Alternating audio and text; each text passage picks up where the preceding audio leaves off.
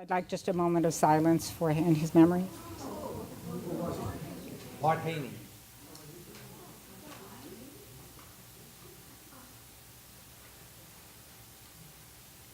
Okay, thank you.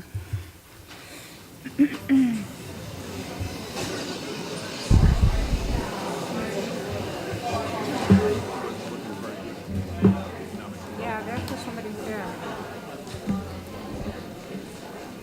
Okay, could we please have some quiet? We need to call the roll and get the meeting to order. Adequate notice of this meeting of the Old Township Planning Board has been provided in accordance with the open public. Can't hear you.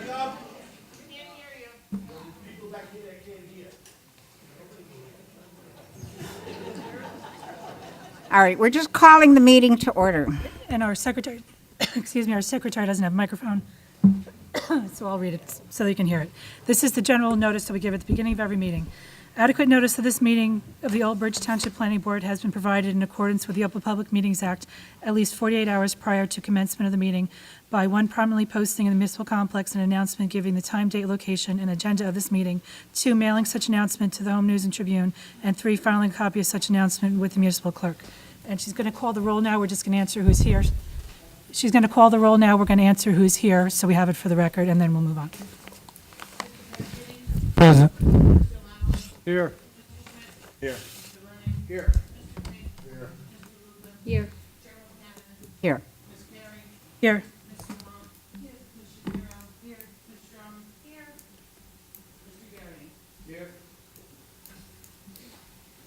Okay, this meeting is being televised, and we're going to be on the air until 10:30, at which time we plan to conclude the meeting. If the applicant is not finished and haven't had, the public hearing isn't concluded, we'll have to reschedule it for another date, which we will give you before you leave the meeting.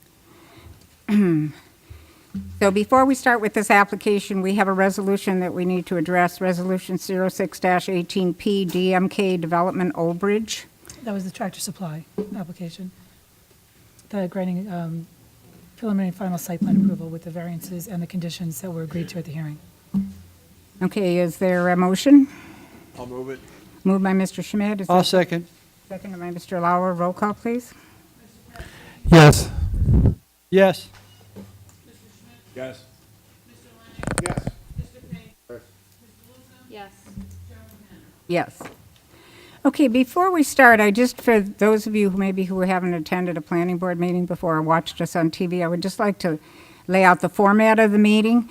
We have only one application on tonight, which is the Route 516 development. So what happens is that the applicant will come up and he will present different testimonies by his experts, the traffic, a planner, probably an architect, and after their testimony, they will be sworn in by our attorney, and they will talk about their expertise regarding this application. Then our staff, which is our planner and our engineer and our traffic consultant, will ask any questions they may have of that particular witness, and then the board will ask any questions that they have, and then we will open it up to the public, and you will come forward and give your name and address, and you can ask questions of that particular testimony given by that witness. You just ask questions or clarification of what they've stated. Don't give opinions or comments. That will happen at the end of the meeting. So after each witness, we will open the public portion after the ones that I have said, and you will be called forward to ask your questions. So if we can just do that, we'll proceed, and we'll do it in orderly fashion so we manage to get everything done, and everybody will get to make their comments and ask their questions, and you'll get all the information. And it would be helpful if everybody would turn off their cell phones so that we don't have any other noise other than what we're doing up here. So, application 17-18P, Route 516 Development LLC, Block 14262-11, Lot 1, major site preliminary and final with C variances. Good evening. Salvatore Alfieri, Cleary, Giacobbe, Alfieri, and Jacobs on behalf of the applicant. As the chairperson indicated, we have actually 4 expert witnesses that we're going to present during the course of this evening or a subsequent night if we don't reach them tonight. Our engineer, a architect, a traffic expert, and then a planner, landscape architect, which is one discipline, one witness. As the board knows, I'm sure by now, there are 4 buildings proposed at the corner of Route 516 and Cottrell. It's a unique property in that about 60% of it is wetlands and only the front portion is developable, and therefore the design was made to accommodate the usable portion of the property. We are permitted uses in the zone, and we're seeking site plan approval, preliminary and final, and some bulk variance relief. Just so you understand, and I know the board professionals, and I'm sure many of the members of the public will ask if we have any tenants or users lined up, and the answer is no. We acknowledge that only those permitted uses that are allowed in the zone will ultimately occupy the shopping center, but getting tenants lined up before one has approvals because of the lengthy process of obtaining not only the township approvals but all of the outside agency approvals prevents us from pre-signing leases with anyone. Having said that, Jeremy Lang is our first witness. He's an engineer with Mazer Consulting.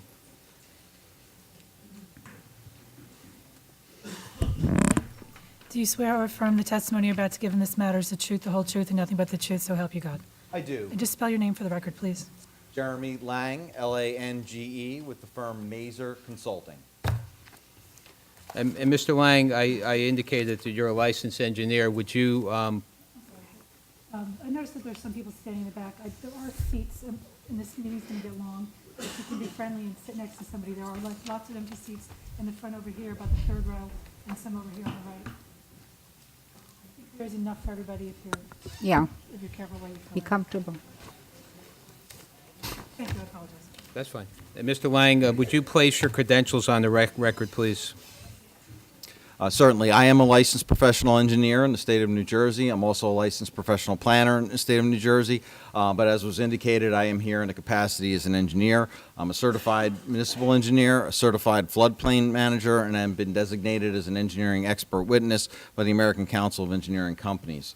I've been practicing for approximately 24 years.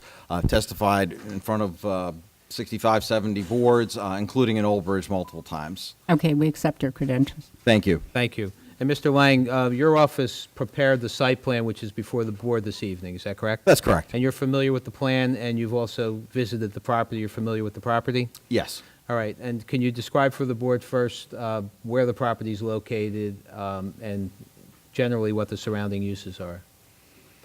Certainly. So I'm going to use 4 exhibits during the course of my testimony, the first of which is, well, was up on the screen.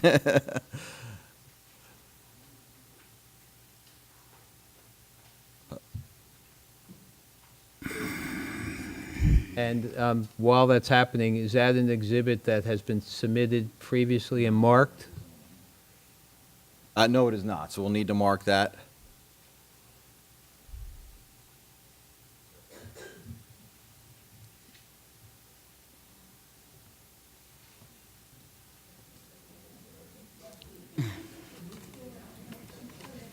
That exhibit is where we all wish we were. So this would be, are we going to go A1? Is that, okay. Can I identify it for the record? Absolutely. So Exhibit A1 is identified as Cottrell Road Development Site Zone Exhibit. It is orientated with north approximately toward the top. Running left to right on the sheet is Route 516. Diagonally up and down is Cottrell Road. Part of the municipal complex is in the upper left-hand corner. The existing shopping center across from the subject site is shown in the left side of the picture. In the center, a little bit more toward the right, is the subject site. You'll see that's what is color rendered. The rest of the site that's not part of the property is a color photo. It's an aerial photograph. And then you'll see the townhome community behind us. So that's the overall lay of the land. There is another section of the town center zone across the street, across 516, which I understand the county owns and may be developed as some kind of public space. So in terms of the application, we are in the TCD 1A zone. You'll see the property across the streets in the same zone, actually across both streets, across 516 and Cottrell Road. It's all part of the Main Street Business District. It was envisioned to be an overall town center.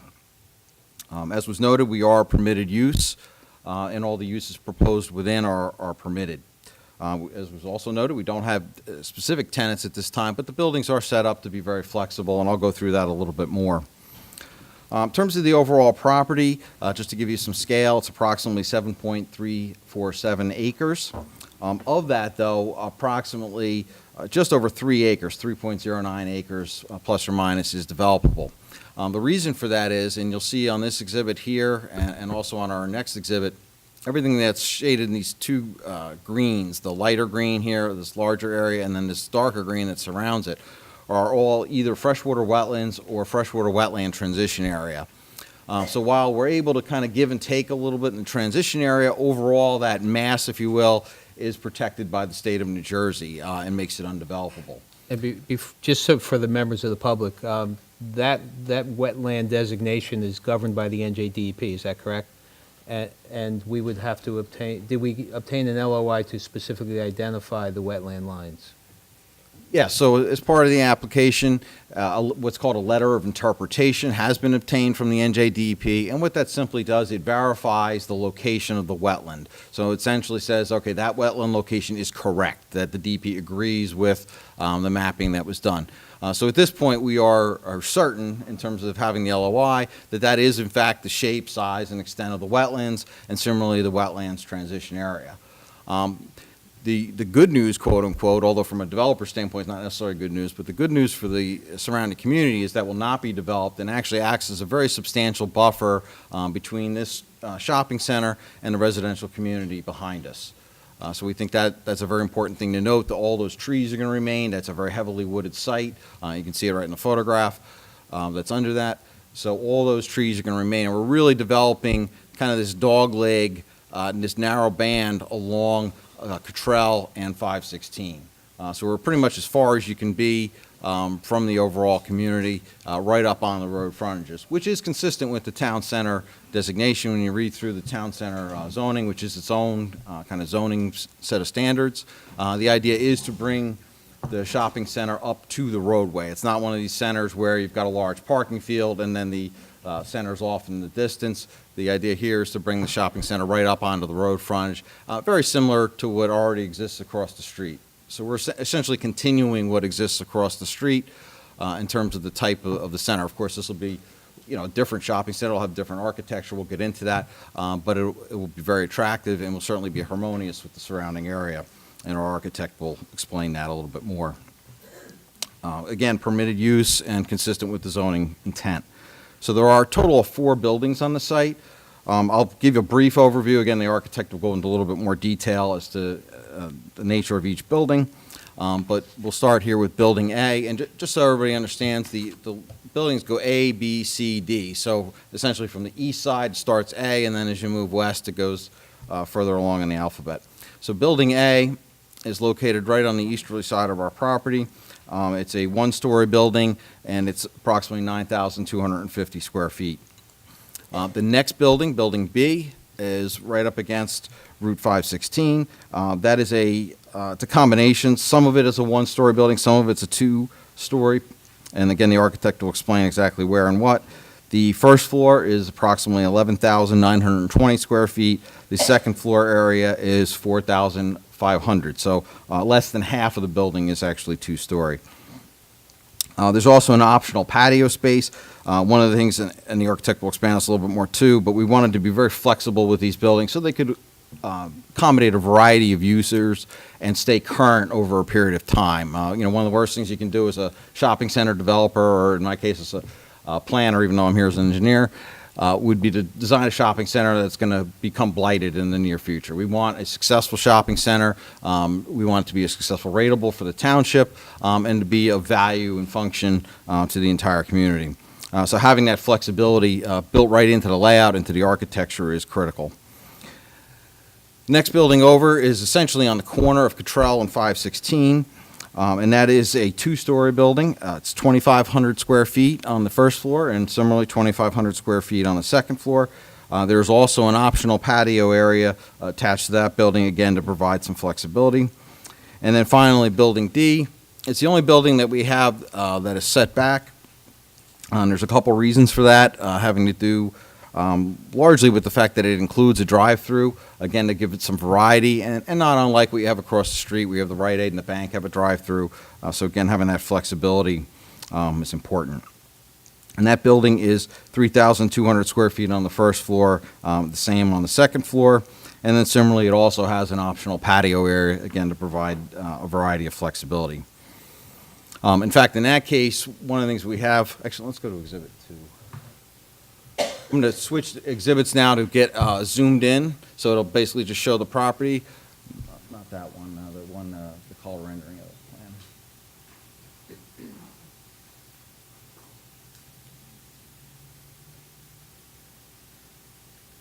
There. All right, before you testify, let's identify that document. So that'll be Exhibit A2. It is titled Contrell Road Development Landscape Exhibit. It was prepared by my office, today's date. And it's essentially showing you the same thing, but now we're much tighter zoomed in. You can see right on the top or to the north, we have Route 516. Over on the west side or left side of the exhibit, Contrell Road running diagonally, Thames Drive coming into that on the bottom of the screen here on the south side. Again, you see this large wetland area and the way it essentially naturally buffers the site from the residential community behind us. So as I was saying, the Building D has been set back to accommodate a drive-through use, and that has been set up to function in a variety of different ways. The drive-through could function as a bank drive-through, it could function as a more like a Panera-type drive-through, or it could function as a fast food drive-through. The patio area is optional and is also set up to provide for additional drive-through capacity. So if this turned out to be a use that had a higher drive-through capacity, the patio could be eliminated, the drive-through extended, the pickup window essentially put on the north side, and then the whole drive-through operation is much longer. If it's something more like a Panera or a bank, where it's a lower drive-through volume, then the pickup window could be in the back. In either case, we are going to move the menu board around. Your professionals had an excellent comment that we didn't have a lot of stacking in front of the menu board where it's currently located, which is on the side of the building. So we are going to move that around to the rear of the building to increase that setback and that queuing length. So when you add all four of these buildings up, the building area is just over 37,000 square feet. And then the total, when you add all the patios together, would be just over 39,000 square feet of total development. So in terms of access, obviously convenience and flow are an important part of the project. So we had built some of that into that, and then actually we've taken it even further now. Again, your professionals had some excellent comments. So we've actually made some changes based on those comments, and I have another exhibit coming up in a second. But let's hold on that real quick. First, I want to go through the access points, and then I'll kind of walk the board through some of the changes or refinements that we've made to the layout in response to the comments. So in terms of the access, we'll start on Route 516. There are two driveways. On the east side, kind of going in the same orientation as I went through the buildings, there's a full access drive on our northeasterly corner. By full access, I mean that you can make left and right turns both in and out of the site. As you move to the west, the driveway becomes a right in and right out. So in other words, because of the dedicated left turn lane as you approach the signal, it would not be possible to make a left turn in or out there. So we are going to have this as only a right in or right out. As you come around the corner down Contrell Road, we have another also right in, right out. It's a similar type of thing because there's a left turn lane, and we're right at the beginning of that left turn lane where this driveway is located. So in order to make sure we don't have any conflicts, we're going to restrict that to a right in, right out movement. And then finally, we have a driveway down to Thames, and that's essentially providing the left turn movement onto Contrell Road. This driveway will be, trucks will have to make a right turn. They will not be able to make a left turn there. So we will sign that. Okay, we need to have quiet, please. Thank you. We will sign that, so any kind of delivery vehicles only make the right turn. However, when you look at the overall geometry through the residential community behind us, Thames and Maiden, it really doesn't, it's not conducive to a cut-through use coming from the center. You're going to really want to come out to Cottrell or to 516. So we will sign it, but we don't think there's much of a draw for people to cut through this, from the center. All right, so that's the driveways. And in terms of the parking, the ordinance is very clear on the parking. It's essentially one stall for every 300 square feet. So when you total up all the buildings, first and second floor areas, and then all the patios, you get that just over 39,000 square feet. So that yields a total required parking of 131 parking stalls. As I noted before, and we can go to that next exhibit now, Don. We did refine the site a little bit, and not that one, the one with the tables on the bottom. That's not that, that's the old one. There, that's it. We did make a couple refinements, which I'll walk through in a second, but the total parking now shown on this is 133 parking stalls, so we are fully meeting the ordinance requirement for parking. That 133 stalls includes 8 handicap accessible stalls, which is more than required based on the total number of parking stalls, but because we have 4 distinct buildings, we do need handicap parking at each and every one of them, and that is shown. There's actually 2 per building shown, so those 8 are distributed throughout the site. A3.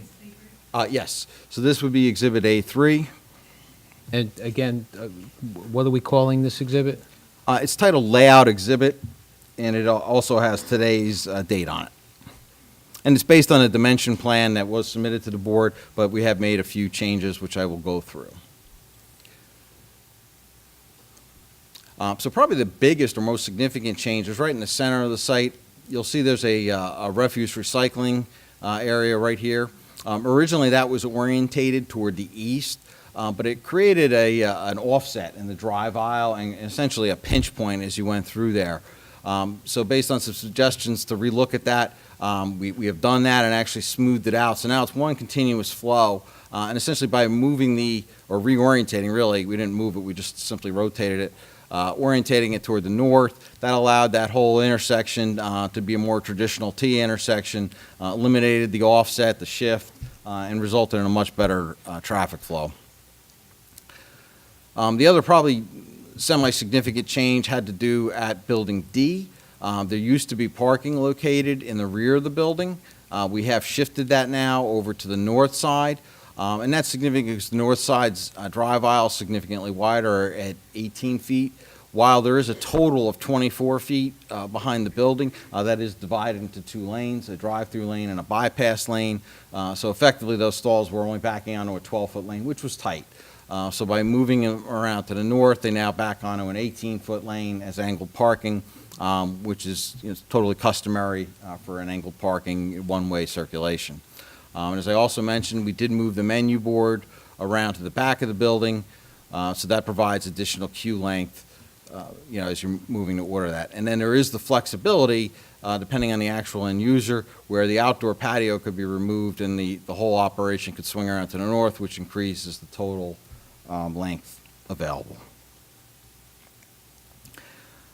All the stalls are 9 by 18, and in terms of loading, the loading for the Building D is set up to be one of the smaller tractor trailers. That's the only use that might get that kind of delivery, because it's set up as more of a single user type of building on the first floor. All the other buildings are really set up to be either smaller uses or to be subdivided into individual uses. So they're all designed for single unit trucks. And we did provide, where we do have an exhibit showing the turning templates for fire trucks and for the garbage trucks, etc. And that will be our Exhibit 4. And that's, it's titled Truck Turn Exhibit for Cottrell Road Development. Again, prepared by my office today's date. So let's go back now to 3. So moving back now to Exhibit 3, a couple things I want to highlight in terms of the setbacks. Building A is approximately 1.5 feet from the right-of-way line. And let me just give you a little information there. This is on purpose. I know that sounds weird to be so close, but that's actually the intent of the zone here. It's not meant to be that traditional shopping center where you're set back. In fact, one of the variances we need is because we're too far back from the right-of-way line on Building D, but I'll get to that in a second. So the Build 2 line is set 25 feet back from the curb line, and then you can go up to an additional 2 feet back from that, so you'd be 27 feet from the curb line. So at 1.5 feet, Building A is fully conforming. Building B is set back anywhere from 1.6 to 2.1 feet, again, fully conforming. Building C is currently shown at 2.2 to 3.0. However, we realized when we did the finer measurements, it really has to be at 2.7 to be fully conforming. So we are amending that setback by the third of a foot, just a matter of inches, to make that fully conforming in terms of the Build 2 line. For Building D, here we are set back at 78.1 feet, and that is conforming with the front setback requirement, but not conforming with the Build 2 setback. And our planner will go into, the planning reasons or basis for that. In terms of refuse and recycling, we have masonry enclosures. These will be decorative. They'll have an architectural finish on it. They are visible on the site, particularly this one in the center. So they're certainly going to have architectural finish, decorative gate. These aren't going to be like chain link gates and that type of thing. Would you just point out to the board where they're located, please? Certainly. So starting with Building A, the refuse and recycling enclosure is immediately south of the building. As you move here to the west, there's a shared facility between Buildings B and C, right at that westerlymost 516 driveway. And then as you continue around to the south for Building D, you'll see there's another one. It's lined up with the loading zone so that the loading zone can also function as the approach for the refuse and recycling vehicles. Those would be private haulers, and the times of day would be controlled to both not be disruptive to the surrounding community and also not to occur during peak usage of the center. In terms of stormwater, utilities, and other regulations, I've already mentioned about the freshwater wetlands. We do have that LOI from January of 2017. There are no flood hazard areas on the site. We have done some geotechnical work on the site as part of the stormwater management design. The soils are primarily sandy and clay loams. It's a hydrologic soil group A/D, and that's a little bit of an unusual designation because the A means really good soils, the D means really bad soils, and they're actually the two extremes of the hydrologic soil group classifications. Long story short, the A occurs when the soils are drained, the D occurs when they are not. Most of this site is not well drained. We've got a shallow seasonal high water table, so most of the site functions as a D. There is one exception to that in this central area, or kind of central portion of the frontage, maybe a little bit to the west of center along 516, where we do have some good soils. We were able to obtain a good infiltration rate, and there is a reasonable depth to seasonal high water table. So I'll get to that in a little bit, but that was actually one of the suggestions in the professionals letter was to look at some recharge there, and we are going to do that. In terms of how the site slopes, it slopes primarily north to south, so basically from the top of the sheet toward the bottom of the sheet into the wetland area, which makes sense. There's about 3.5 acres of disturbance, roughly 2.5 acres of impervious surface, so this is considered a major development and therefore must comply with the really essentially the state stormwater management rules, although your ordinance echoes those. So there are a variety of ways that we're proposing to meet that. There are 3 underground stormwater systems. They're essentially concrete vaults. Those are meant for quantity detention. There's one in front of Building A, and there are 8 6-foot-tall storm trap units. Then in the current design between Building C and D, there are 6 2.5-foot deep storm trap units. And we may either keep those and open up the bottom for infiltration or go to perforated pipes. We'll look at that. In addition to that, in this area, there's a I don't want to say some extra space, but there's some space along 516 that would actually make an excellent rain garden. It's in great soils, it's right on our frontage, and it's right along the bike and walking paths that are so prominent as part of the town center design. So it would be very appropriate to have a nice feature like that that not only looked attractive, but actually would kind of showcase the latest in stormwater management. The DEP actually intends to come out with new stormwater rules, hopefully sometime this fall, making green infrastructure a lot more mainstream in terms of requirements, and this would be right in line with that. It would be considered a green infrastructure approach, and there would even be the opportunity here perhaps to have some educational signage or something like that so that people walking by can understand what it is and how it functions. So we would be looking to have recharge both in that rain garden as well as connected with the underground system here.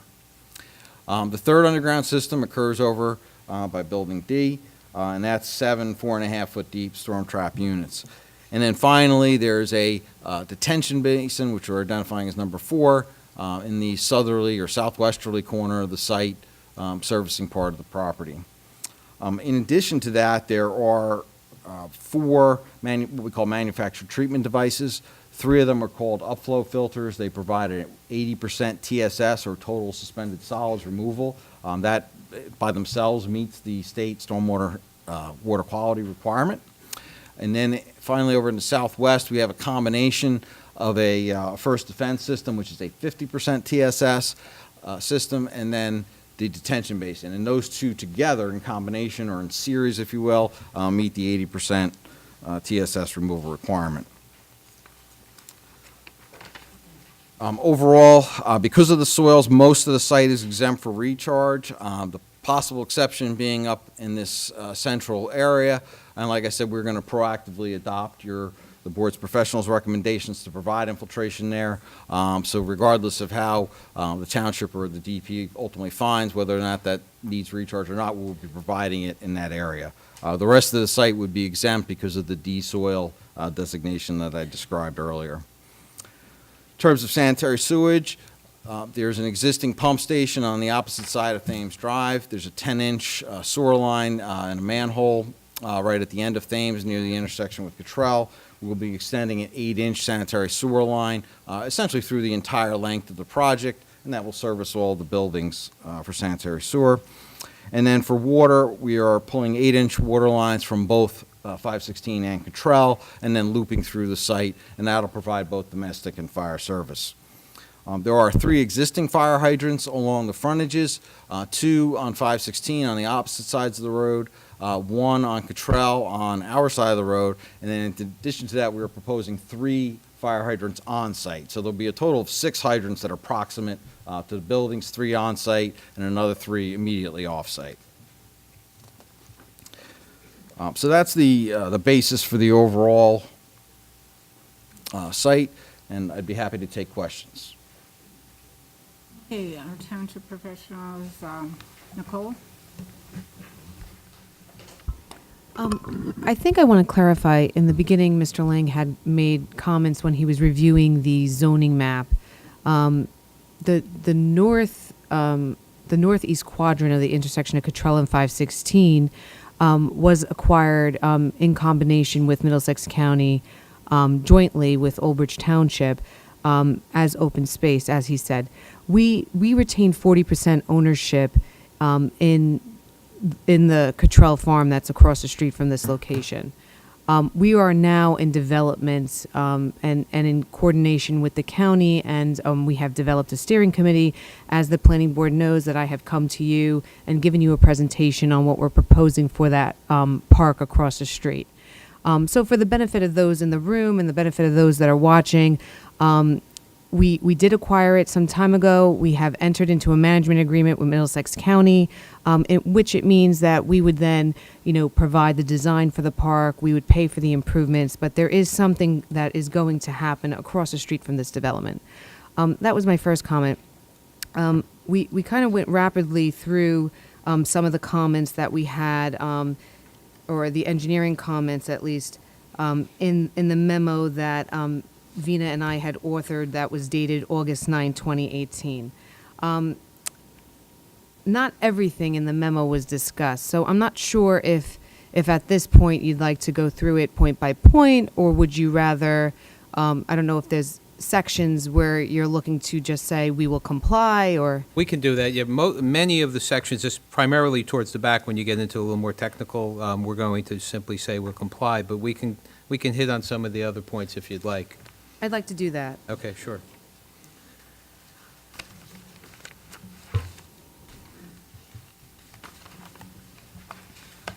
So primarily, we're talking about Section J on page 14. Early on, when the applicant had approached the engineering department, we were talking about easements that were along Cottrell Road and along County Route 516, some of which seem to be obsolete. For example, there's a site triangle easement located basically at the southeast corner of Cottrell and County Route 516. Obviously, because it's so wooded, it never really acted like a site triangle. It seems that it was a county comment based on a previous application that was before this board, and I want to say maybe 90s? I can't remember right now. Anyway, they were looking to see if that was either going to be extinguished or if it was even recorded to begin with. That was one of the easements. There's several easements that are along County Route 516, one being a drainage easement, and I didn't make a comment. I noticed that in my memo that I missed it. There's a drainage inlet that's sort of in front of, I think it's Building B. There's an easement, and it looks like there's an inlet on County Route 516 that drains into the site. I think from what I remember on the survey, it said that that inlet was filled. In my mind, it appears that that should, obviously it's not going to go through Building B, it needs to be connected to the system along County Route 516. When I look at the drainage area maps, there is an inlet close to the intersection. So on let's say Cottrell Road on the northbound side, right before you get to the intersection light, there is a B inlet there. So the drainage then carries down to Thames, but it's really picked up by that first inlet, carried through the piping system, and then continues on to Thames. Only a small portion of the site then drains overland to Thames, to the inlet on Thames. So what I would like to see, and I'm pretty sure the county will comment on it, that B inlet connected to the system that's eventually on Cottrell. There's no storm capacity calculations provided in your drainage report. So I'd like to see the storm pipe capacity calculations for not only that system, but everything on site as well, to make sure that things are sized appropriately, that there's velocities that are acceptable, especially for self-cleaning. And then when I'm looking at in that storm capacity calculation is now, because the frontage of the shopping center that's along 516, the surface will change. So right now it's wooded. Some of it has, some sidewalk, but majority of it is wooded or vegetated. Now you're increasing that impervious cover. The water then travels to those inlets a little bit quicker. And so does that pipe run along Cottrell then have to be increased? My guess would be yes, because in the storm events, especially in the recent days where we see a lot of rain events, it seems that the capacity there, the pipe capacity needs to be increased. I go into detail on that because I didn't have it in my memo, and as I was skimming it, I said, I forgot to mention that. So we talked about, we're on letter J, site plan review comments number 1. We talked about the easements. We're going to go through with the county and see what we could do as far as extinguishing or seeing what's necessary and what's obsolete. I did have a conversation with Middlesex County today just to see where this application was in there. They did get an extension, and some of what the planner wasn't in today, but some of what I gathered is they had gotten a copy of our review memo and also would like to talk to us, and we were looking to set up a meeting next week just to talk about this application and across the street and how we could make it, mesh. One of the comments I had said was on the driveways was, and Vina goes into a lot of the requirements as far as the distances from the intersection. Our traffic consultant, Deanna Drum, is here with us, and she also had made those comments as well. But one of the comments I had said is we have a grand entrance to our new proposed concept plan for our park across the street, which has sort of like a roundabout to it. Do you have that exhibit, Dawn? And, you know, ideally, when I was talking to the county about the grand entrance, I was thinking about this application as well. And a lot of what, you know, I see is there should be a dedicated left turn into the site from County Route 516. And so when I think about that and I think about the park across the street, I think, too, there should be a dedicated left turn into the park as well. Now, if somebody was coming and they wanted to get into the proposed park across the street, they could certainly do that on 516 at the intersection and gain access from an access point that we're going to put on Cottrell Road. But for this site, wouldn't it be better accomplished if one of the driveways then coincided with the main access? Dawn, can you zoom in? See if you could zoom in tight on that, on 516 at the, yep, a little bit tighter. Okay. Should be to the left. Right. And Nicole, just for the record, is this a new exhibit? Or This is a new exhibit. What number are we on? A5? So A5 is an aerial mapping that shows basically the intersection of Cottrell Road and County Route 516. It shows you the north quadrant. What we had done is we had zoomed into to basically the frontage along the 516 proposed development that's in front of us tonight, and also the grand entrance that we're looking to create as far as the proposed Cottrell Farm Park across the street. You know, there's existing buildings that are not on the historic registry, but we're looking to preserve them as if they were. So we want to keep in mind our grand entrance to have it the focal point, those existing buildings. And so one of the thought is, would the applicant consider relocating the driveway that's along I believe that's Building A, to sort of front towards our driveway. Now, this is in advance of the meeting that I want to have with Middlesex County next week on what they prefer to see, because this is the county roadway. But I would entertain, or I would hope that there would be a dedicated left turn into our proposed park, as well as this development. And so one of my thought is, how can we accomplish that? One of the other, Dawn, can you pan over to the right? No, the other way, right? Okay, a little bit more. Okay, so that is Thames right there, that intersection. If you see where the white arrow is, there's actually in a red sort of line work, there's the potential for additional parking in the future. When I was thinking, I said, oh, maybe then we could make a dedicated left turn into that park site from that intersection. But I think better aligned would be a dedicated left into the park, a dedicated left into this development. So I just wanted to bring that into consideration for the engineers to consider when looking at the site plan, and for them to know that I will have a conversation with Middlesex County on that 516 portion. So they might come back to you and mimic my comment tonight. And if there's a way we can attend the county meeting with you Yes. to discuss that, our engineer would like to do that. Sure. So that brings us, so I had talked about A and B under number 1 site plan, under engineering comments, J. Also, C, we're talking about the retaining walls to sort of, mitigate any of the additional disturbance that they don't want to do within the wetlands. There's a significant amount of retaining walls along the backside of the property.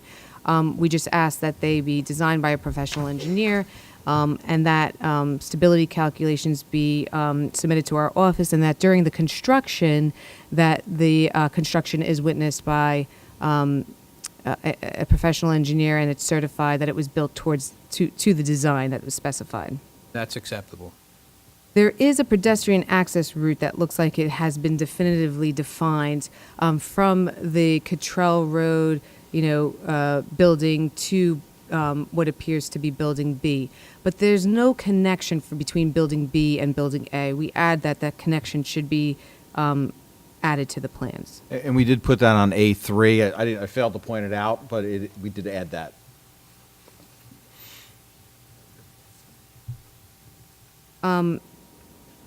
As far as off-street parking and loading, the design of the parking lot has radiuses around that are less than 5 feet, and that's our minimum. So either the parking lot islands that are within, or the curb returns that are within the parking lot have to be designed to meet the 5-foot radius, or a waiver be sought. We can adjust that to comply. There's the driveway, and Vina goes into great detail on the driveway itself. But should the driveway remain, there's one-way signage that directs you in from that's visible from the Thames Drive access. And I'm just suggesting that on the egress or the exit out of that driveway, that not only is there a do not enter sign, but there's a sign that says one way so that people know not to turn in that way. We agree. TCD illustration number TCD4 has the tree grate spaced at 40 feet. Now, when I take a look at the plan, they're spaced sporadically, and I'm not sure if you're trying to avoid, I know in some cases you might hit a driveway at a certain point, but then where there is no driveway, it just doesn't appear that the 40-foot spacing is met at that. Frankly, I didn't look at that, but I will, and we'll either fix it, or if there's some reason why it's not appropriate, we'll go over it with you. There is streetscape. The streetscape should continue along Cottrell to Thames. It seems like after the driveway, it doesn't continue. After the driveway entrance to where like the drive-through restaurant is on Cottrell, it does not continue down to Thames. Yeah, because that was fronting only a detention basin, that's why we didn't continue it. It didn't seem like it made sense to go down, and certainly it doesn't. It just continues as regular sidewalk as you go further down, so that's why we transitioned it there. But we could make it go the entire distance, but there's only a detention basin there. It would have to, because it's within the town center district standards, and then there's also townhomes across the street from this, south of the development, the commercial development that's on the screen now, that does continue that streetscape, so it should be continued. Okay. We just asked for turning templates to be placed on the plan so we could take a look to see if the trash haulers can make it through the site with ease. That is on A4, but we'll formally submit that to your office. Okay.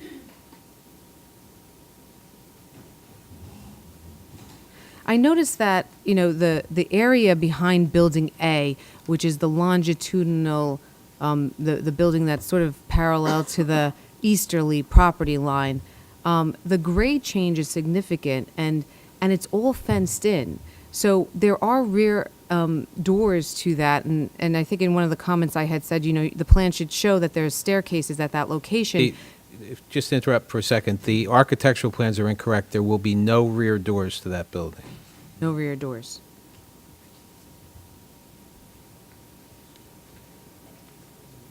Sorry to interrupt, but we knew where you were going. and- Okay. Okay. There's a three-way intersection within the parking lot. So I think from what I saw on one of the exhibits where you had realigned the trash dumpster at the first driveway on County Route 516, I'm assuming K will then go away, because there's a three-way intersection within the parking lot of Building B and C, which is at an awkward. There's a stop control, and I meant to say I think there's stop control. There was stop signs at 3 of the legs, but there was only stop bars at 2 of the legs. So I think you had sort of revised that based on one of the exhibits, but it was hard to see. Yeah, we're pulling it back up. We'll explain. No, it was the black and white one that had the tables on the bottom. That's A3. A3. It says layout exhibit. I think that's it. Yeah. Yeah, so this is the area we were revised to straighten out. Oh, by the way, this is also that crosswalk for the pedestrian connectivity. Okay. All right, I mean, once you submit those revised plans, we'll take a closer look Sure. at that. So under on page 16, item number 2 talks about the grading plan. The CIP traffic barrier that you're putting on top of the proposed retaining wall, I noticed that when you're looking at the top of curb shot and you're looking at the top of wall shot, you're only really, in some cases, even less than 2.5 feet of exposed height when you're looking at that CIP barrier. So you need to meet the minimum requirement as per the building code, which is 3 feet 6 inches.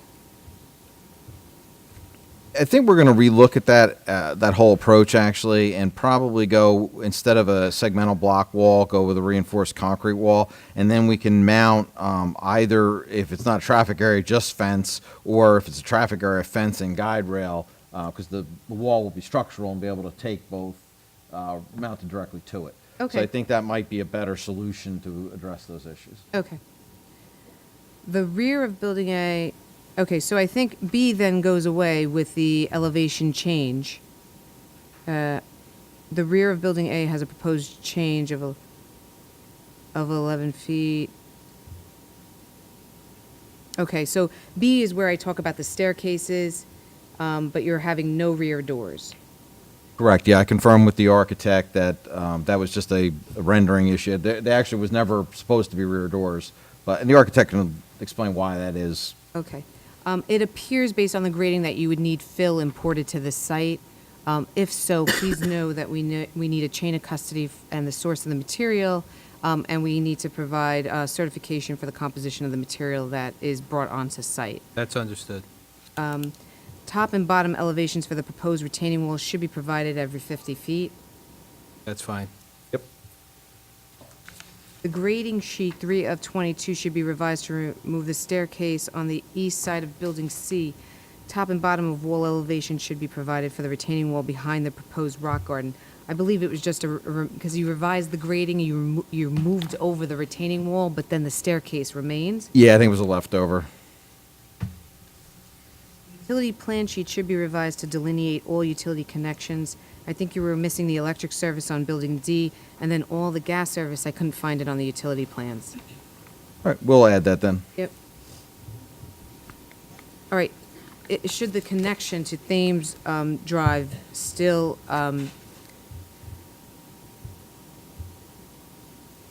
be there at the end of these meetings? Just know in the 2018 annual resurfacing contract, we're actually mobilizing now. So we're resurfacing Thames from Cottrell to Maiden Lane. And so any utility connection would require a full width resurfacing of Thames to at least, at a minimum, the easterly curb return for your access drive on Thames. Would there be an opportunity for the applicant, if they wanted at their own risk, to put a dry line in? For the sanitary on there? Yeah.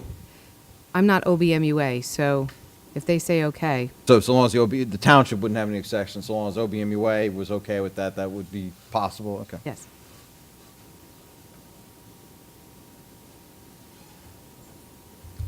As far as the lighting is concerned, in Appendix K, it's a little bit convoluted how the table is represented at the back of that appendix section of our land development ordinance. Just know that the foot candle, and I think it was foot lux on that table are reversed.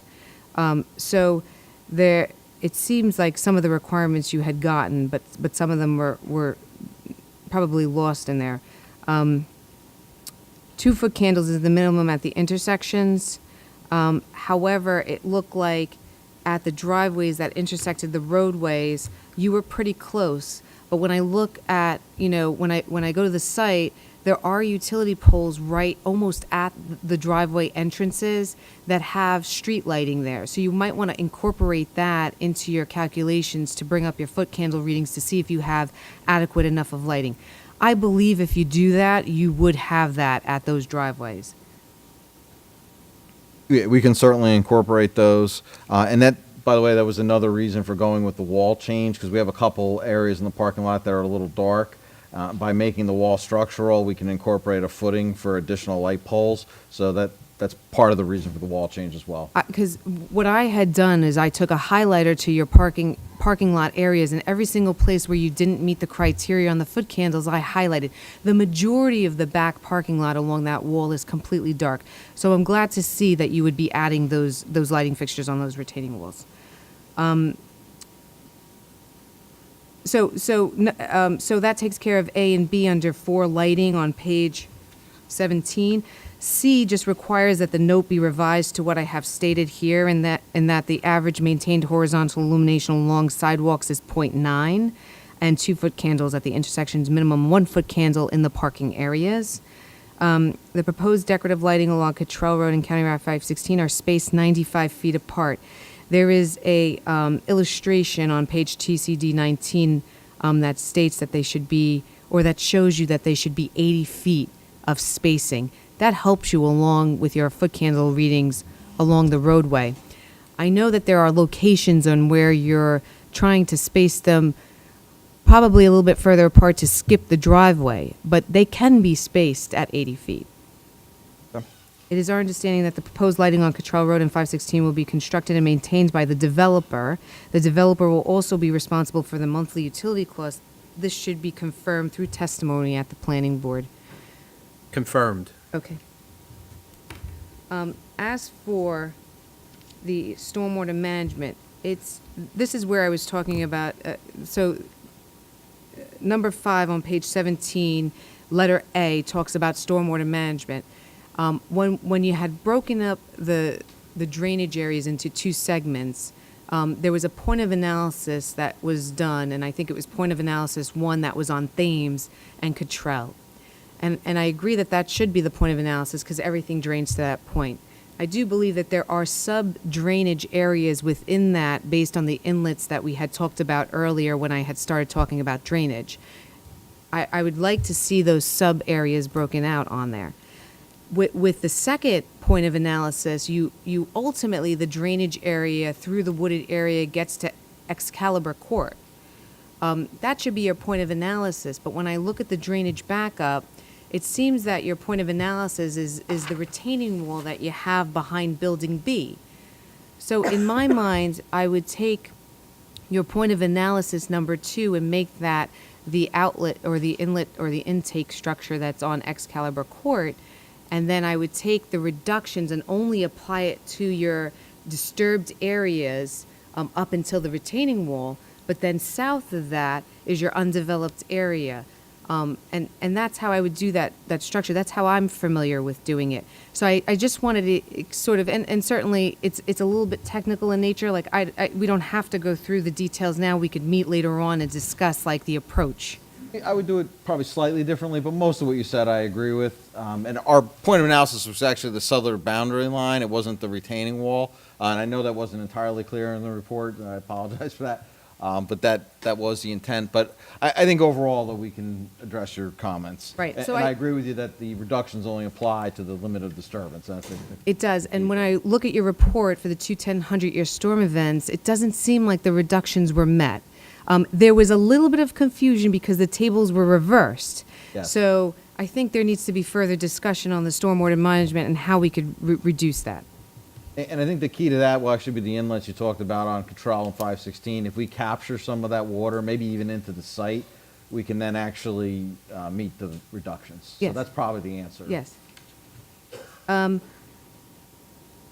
So as far as the drainage is concerned, I think the applicant's engineer and I have to just meet and go over each in detail. I did hear that you said that you were going to try and meet the groundwater recharge for the basin, the underground basin. I think that's building C, behind building C B where and the C, soils yeah, were it's good? between buildings B and C. Right, and, And also add the rain garden there along the frontage, okay. right there. Okay. I do have comments on the details that you should add in. There was a 4-foot-high fence that appears to be in the wall section. I did go through the rest of the comments, and these are Yeah. fairly detailed. I didn't take exception to any of the remaining comments Okay. in there, so maybe just to spare the board and the public.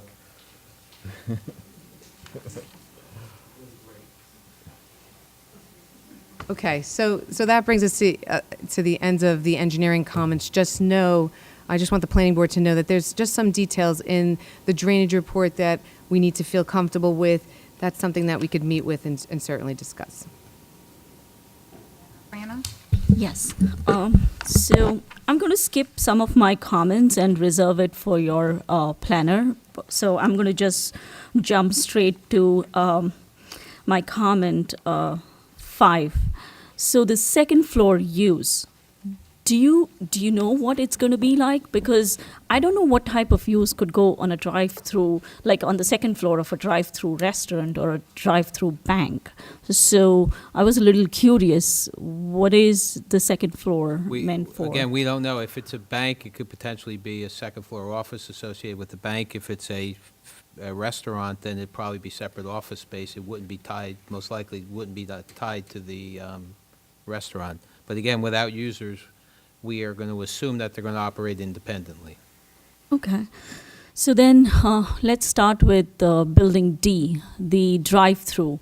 I know you mentioned that you would consider moving the window to the north side of the building, but I just want to reiterate that if it's a restaurant use and if you have the drive-through pickup window the way it is designed right now, there is not enough queuing space. So like peak times, there'll be cars backed up on Cottrell Road because there's literally a car's space to wait. So I would highly recommend that if it is a restaurant, then it should be moved to the northerly side of the building. If it's a bank, it's not as intense, and then it is up to the applicant. But if it is a drive-through restaurant, and to me, it looked like a restaurant because you had the menu board in there. So I just assumed that it is a restaurant. Plus, you had the outdoor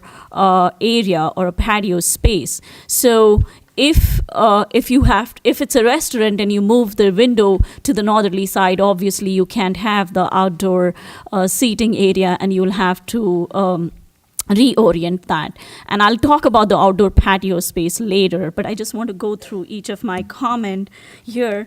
And Yeah, and just while you're on the subject, we agree that if it's a restaurant, we would eliminate the outdoor seating space, put the pickup window at the northern, Well, yeah, if it's a drive-through restaurant. if it's a drive-through. yes, yeah. if it's a drive-through. Unfortunately, the architect and I were put in a little bit of a pickle here because without a tenant, it's very difficult to design the building. So we tried to build in a lot of flexibility. So it can be a sit-down restaurant with outdoor seating. It could be a drive-through restaurant of a variety of kinds, or it could be a bank, or something along that line. So we tried to have a number of points of flexibility, but not all those things would coexist at the same time. Once there's an actual tenant, then it would be fine-tuned to meet Right. those needs. Right, and I'll go into details with the outdoor patio again when I get into the parking part of it, but let's hold off that comment for now. And so then the next one is location of the building A. The town center district ordinance allows the applicant to put a building close to 15 feet from that easterly property line, but that is really close to the neighboring residential properties. And if you notice, because of the grade change, somebody who lives in that house can see like a 37, 38 feet facade. So have you considered moving the building slightly further up and adding some landscaping or trees or buffers? We actually see the building, this is not going to be the back of a building, it's a cinder block finish. The architect will cover this in his testimony, but this is going to be a finished facade. So we actually looked at the building as essentially a sound and visual barrier to the rest of the center. Because that is the one area where we don't, obviously the wetlands don't extend over there, so we don't have that significant tree buffer. So we Right. were trying to use the building to actually function like the tree buffer, and that's why there's no doors, there's zero activity on the back side of that building, and it will be treated with a full as if it was the front side. It's going to have the full architectural finishes. So the idea is really that it's going to block the sound, noise, and disturbance from the rest of the shopping center, and we thought that was an effective way of doing it. But then it still doesn't solve the purpose of a visual barrier, like visual buffer, right? It's not green, it's still a facade, and you see a 40-feet facade from that, especially because there are some homes there which are single story. Not all of if you notice, Society Hills, not all houses are 2 stories. The end units are 1 story. For Yes. somebody who lives in that 1-story house, he's going to see a 37-foot facade, and that too at 15 feet from his property. Yes, but again, that property is against a commercial zone, and not only a commercial zone, but a town center zone. So that this is what the zoning calls for. This is what was always planned at this site. Right. I'm aware of that. That's why I started off my comment by saying that the town center district standards were written such that they could have just a 15-foot from the easterly property line. And so we can't really force you, but it's something you should consider. Unfortunately, because the site is pinned in between, we have 3 road frontages and then the freshwater wetlands, the site is heavily constrained. So to meet the intent of the town center zoning and provide, all this extra buffering is just really not practical. So I think it's a much better solution to fit within the town center structure, to use the building as the buffer. And that's why I'm saying this is going to be architecturally treated like it's the front of the building, even though it's not. And there wouldn't be any room to plant trees, right? No, we would be able to do a fence and certainly bushes and things like that, but no, in 15 feet, you would not plant Right, your trees. Okay. Next is parking. So I'm sure you read my comments about parking, and I just want to run them through with the board. So the town center district ordinance allows any development that has shared parking to use a blanket parking requirement. That is 1 space for every 300 square feet of GFA. But in my opinion, that is really low. And I say that because in a development of like this scale, if there are 2 restaurants, our township itself has different requirements for a restaurant use. What happens if there are 2 restaurants and a health and fitness center which has more parking requirement? The 300 requirement is really not going to work. And if you notice, this existing development across the street, which is in the TCD 1A zone, when it was approved in 2000, they provided a parking ratio of 1:250. But we all know that during peak times, it is a parking nightmare. And 1:250 is a much higher ratio than 1:300. In spite of having a higher parking ratio, they still have problems. Like I have tried going there during lunch hours, evening times before the meeting. You can't find a parking spot. So I feel that yes, the town center district standards were written to allow the developer to put in 1:300, but we have to keep this in mind that we have a classic example right here. It's not working.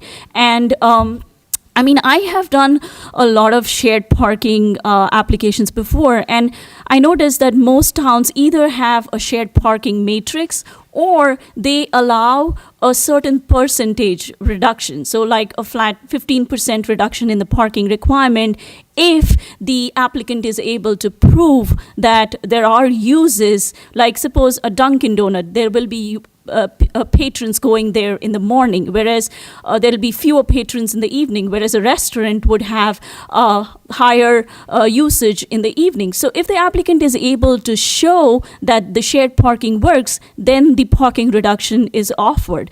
But out of curiosity, I tried calling neighboring communities, trying to find out what they do with shared parking. And most of them have 1:200, 1:225 as a ratio versus a 1:300. So I think the applicant should provide us more information. I understand that at this point they don't have tenants, but we at least need to have an idea as to there'll be 2 restaurants versus 1 drive-through restaurant, or there will be other uses that don't require so much parking.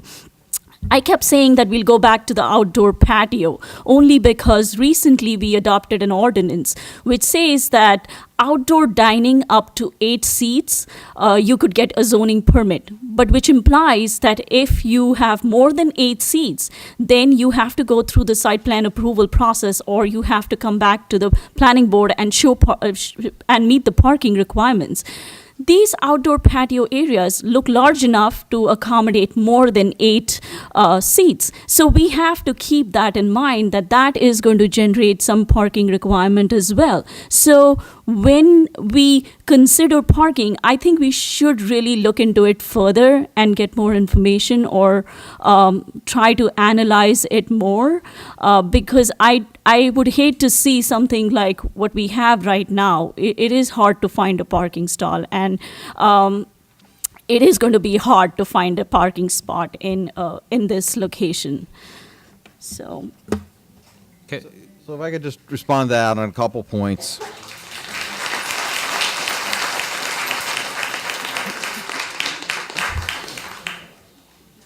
So first, as a planner, one of the things I'm always worried about, especially with the shopping center, is creating a blight, creating a center that's unoccupied. I mean, right here in Old Bridge, there are vacancies in different areas of town. That is not the case, though, here. As what you're calling a nightmare, to me, indicates a tremendously successful commercial center. There's high demand for it. That's why you're having trouble finding parking. So I think this center actually helps that, because now it's helping to further address that need, spread that need out in this location, which is clearly not being fully met by the need next door. Also, it is self-regulating. As you described, when you have trouble finding a parking space, you're less inclined to go there. So it self-corrects the market forces, whether the operator is doing their job or not, market forces will. So, I would suggest to you, and in this case, I know the applicant hasn't testified, but they own multiple shopping centers. They're experienced in managing the mix of tenants. They certainly understand that this parking, we're not saying we're overparked. We are absolutely meeting the ordinance, but it is tight parking. It will require proper management of the uses. But even if the operator didn't, market forces will. And I think it's better to have a wildly successful center than to have a blighted one, or to have a sea of parking that's unused. So I think you want to look back, what was really the whole point of the town center zone, and the idea was to have this denser mix in this location. It is on a bikeway. We have the bikeway, of course, part of the frontage. We do have the pedestrian connectivity. The 2 centers themselves actually may share some pedestrian connectivity. I think it'll be even better when we have the park and the public improvements across the street. That'll be even more of a draw. And again, where people then are walking over from that use. And obviously you already have the municipal center and all the public uses that are here in this very center. So there's a lot of synergy on all 4 quadrants of this intersection. And I think you're well set up, the zoning is well set up to have a very successful center, which will frankly be a very successful rateable for the township. oh, I agree with everything what you said, but at the same time, there is no room in the adjacent development for any parking overflow. So which means that whatever we design here, knowing that Cottrell Farms will be developed and that will be fully functional in probably a year or 2, I think we have to be careful as to what, and I really want this development to prosper, but at the same time, I want to make sure that, there is enough parking, because there isn't. Typically in a town center zone like this, you would have envisioned people parking somewhere else and then walking up to these restaurants. But this area doesn't really offer that type of, use or development. So we definitely have to know what's going on. And the existing development is like an example. We learn. We don't want to repeat the same mistakes, right? So, and I wouldn't. It is very successful. I wouldn't call it a mistake in that sense. It is great. It is. I have walked to the center a couple of times, but finding parking is difficult, and that's what we should keep in mind. The other thing is the reason I talk so much about parking is the way the town center district was written. Drive-through facilities are permitted as an accessory use. So any permitted use could have a drive-through facility. Probably, if you eliminate the drive-through part of it, you might be able to add more parking. There is no way anybody can prohibit you from putting a drive-through, because in the past, these have been treated as accessory uses to the principal use. That is something for us as a town to think, because the way it is written, anybody could come in and put a drive-through. We want compact development. We don't want it spaced out. So to me, the drive-through really doesn't work when you want to have a compact kind of a development. But if you eliminate the drive-through, maybe you can add in more parking. So that is something you should probably consider. There are few parking stalls, like the 3 stalls to the north of this drive-through facility. One of them is really inadequate. It's, I think, 15 feet in length, and I think you should just eliminate that one. The one at the corner. I think my memo points it out too. I believe we've addressed those issues with Okay. the updated concept, so I agree that 15 feet is not adequate, but I believe on the new plan, we've got that covered. Then one of my comment was the parking adjacent to building B. You should consider eliminating that. I would leave it up to our traffic consultants to talk about it more. But I have noticed that the parking next to Dunkin' Donuts right across the street, it is difficult to turn in, especially when somebody is backing out and somebody enters the parking lot. It's really tough. So the one who's entering has to wait on 516 for the other person to pull out and come out. So that's something you should consider. Maybe eliminate 1 or 2 of those parking spaces at least, so that there is some queuing space there. The loading. Can you explain how loading works for each individual buildings? Because I noticed that there is a loading zone only for building D. And I noticed that there is a hatched area around building A, but I'm not sure if that's a loading area. But how does loading activity take place on the site?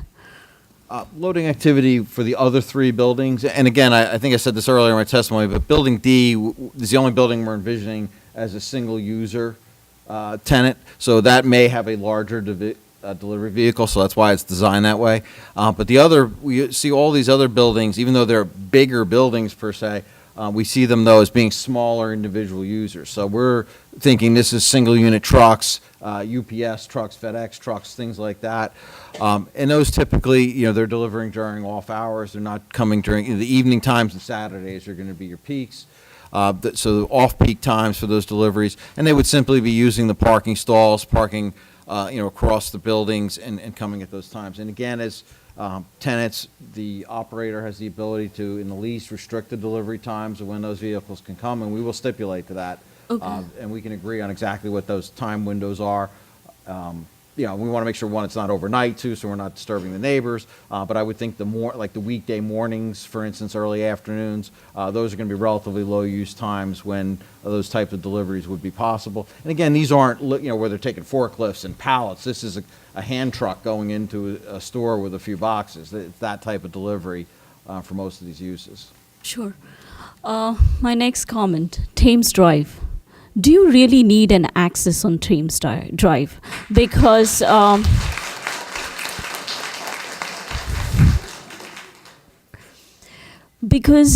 you have frontage on Cottrell Road and 516. I don't really understand why you need that access on Thames Drive. Thames Drive could actually be more like a pedestrian access or access for emergency vehicles, but not open it to everybody and not have delivery. So what was the whole purpose of having that drive-through? The whole purpose is to be able to make a left turn out onto Cottrell. Because right now, there's not, we think this driveway, and we can discuss this with the county, and maybe they'll be amenable to it, or maybe if we slightly shift it further to the south, and I'm glad you guys are willing to invite us along to the upcoming meeting. That can certainly be something we discuss. If there's some way of making this a full access driveway, or at least a left out driveway, that would really eliminate the need then for Thames to So- be a driveway. It could become a pedestrian access, as you suggest.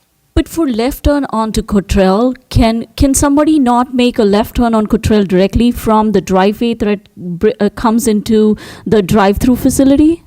No, because you have the dedicated left turn bay on Cottrell begins in this location. So we believe that it's not an appropriate location to have a left out. If the township and the county ever, supports us moving a little further south, and we can go ahead and make that left out at that location, then yeah, we probably don't need the Thames driveway. I know with the revised plans, you have the trash enclosure facing the entrance of the development. Can you move that to the easterly part where you have those parking, like probably center of building B, the opposite side, I mean, instead of having it right at the entrance? There was a couple thoughts there. One, it provided a straight-on access for the refuse truck, but also it didn't put parking stalls right at the intersection. So we thought it was kind of two birds with one stone. The simple answer is yes, it could be shifted. It's a question of kind of weighing the pros and cons. I don't know that it's a black and white answer. I'd be willing to explore that with you. Sure, because see, I mean, there's not enough room for you to screen it or hide it. So it is going to be in your face as soon as you enter the development. It's right in front of you. So Stipulate that this is not like a chain link gate. This has got to be something, decorative gate, maybe an aluminum gate with, that's more substantive and is obviously solid, but it's not a chain link fence like you would see on a lot of these enclosures. It would be I something- definitely want to commend you for making that change, because the first iteration had it at a very odd angle, and it would have been a problem for delivery trucks. So I really appreciate that, but I still feel that a trash enclosure right at the entrance really doesn't sound right to me, and maybe you can consider moving it to the easterly parking stalls. Maybe before or after the county meeting next week, if we could spend a few minutes just kind of Sure. penciling that out on what you're thinking, I would certainly consider it. Sure. The sidewalk materials, I had a comment in there. The applicant, again, meets the requirements of the town center district. What they are proposing is exactly what the town center district has. It. Dawn, can you put up the section and the picture? Just.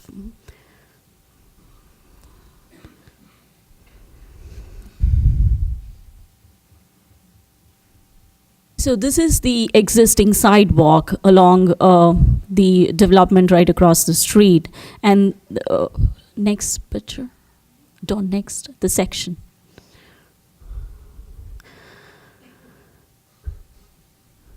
Are these the photos that are in your report, just so I know? Are we Yes. marking these as? okay. Yes, they are. Slopes of the And photos this of- is straight from our town center district ordinance. This is the Main Street cross-section that is provided. The applicant meets the cross-section requirement. There are no deviations from it. But at the same time, the existing development has a different pattern. So the bike lane has pavers. I would suggest that they match up to the existing development so that the whole area looks as if it's an integral part rather than have two different pavement styles. So they would have to ask for a waiver for that, but I would really recommend that they match up to the existing, although what they are proposing is what the town center district standards require. And certainly if supported by the board, the waiver, we would agree to do that. Thank you. With the landscaping, should I hold off from those comments or? Yeah, Ray Liotta, our Sure. planner slash landscape architect, will address all that. Sure, I'm done. Okay, did the traffic, do you want to say anything now, or you want to wait till their consultant? I do.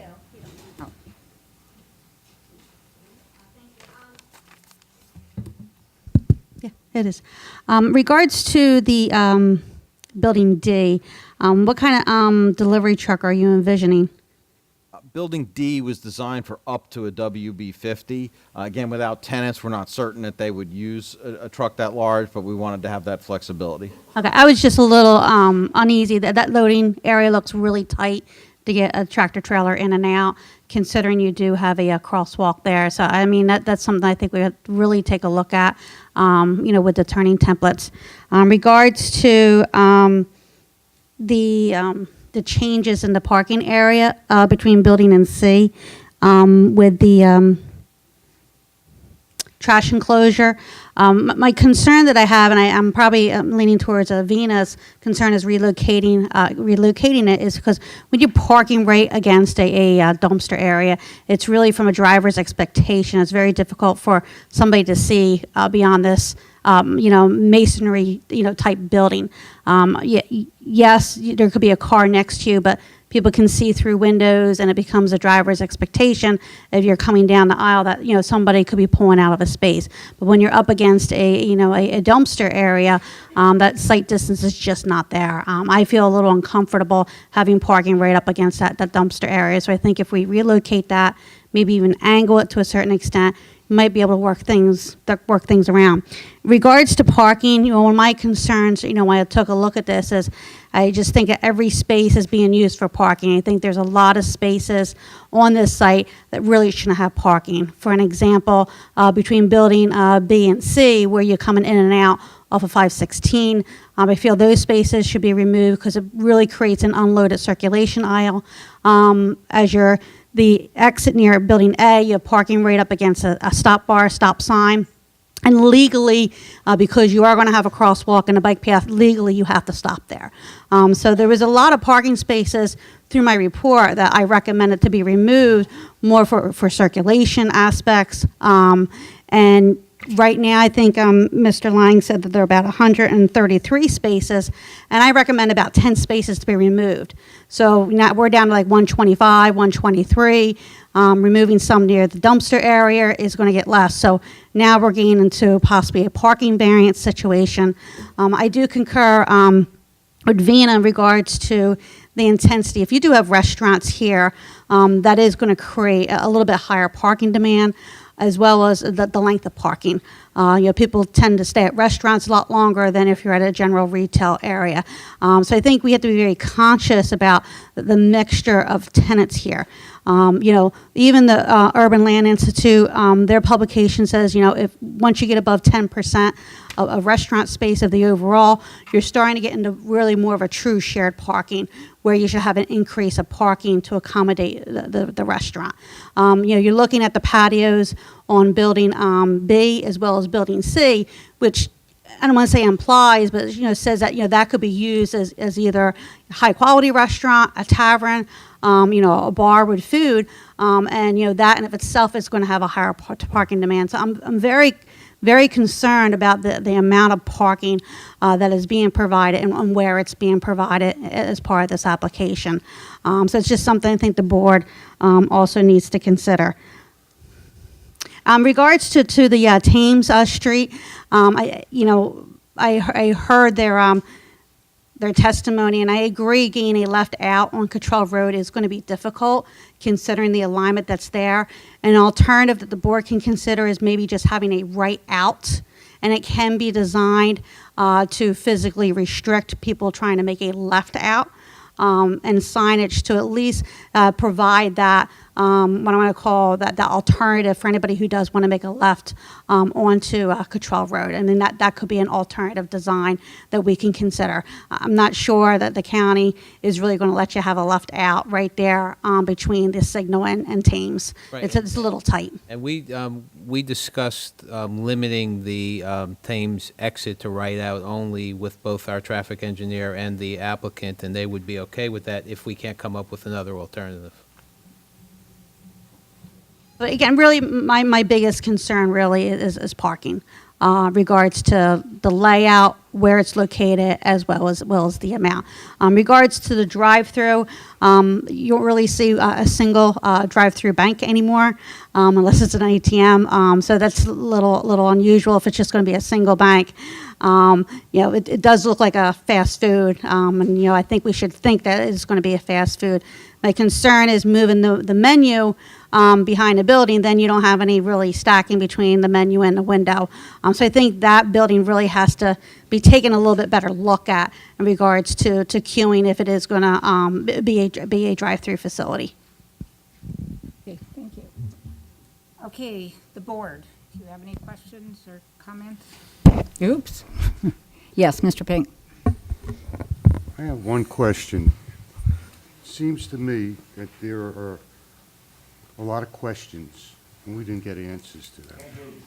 We really don't have a lot of information about what is going in there. And I think until we know, and when I guess you find out what's going to be there, then we can make some decisions. But right now, we're making decisions based upon nothing.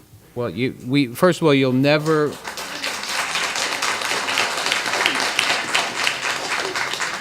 We can never tell you who's going to be there for multiple reasons. One, as I indicated earlier, it's hard to sign a lease today when something won't be built for 2 or 3 years potentially. Number two, tenants change even if we told you today. And that's why we're telling you that we've designed it in such a way that any permitted use that's allowed in the zone could potentially be there. And if you go to any shopping center, any strip mall in this town or any town, rarely do you have tenants several years before you build it. It just doesn't happen. But I think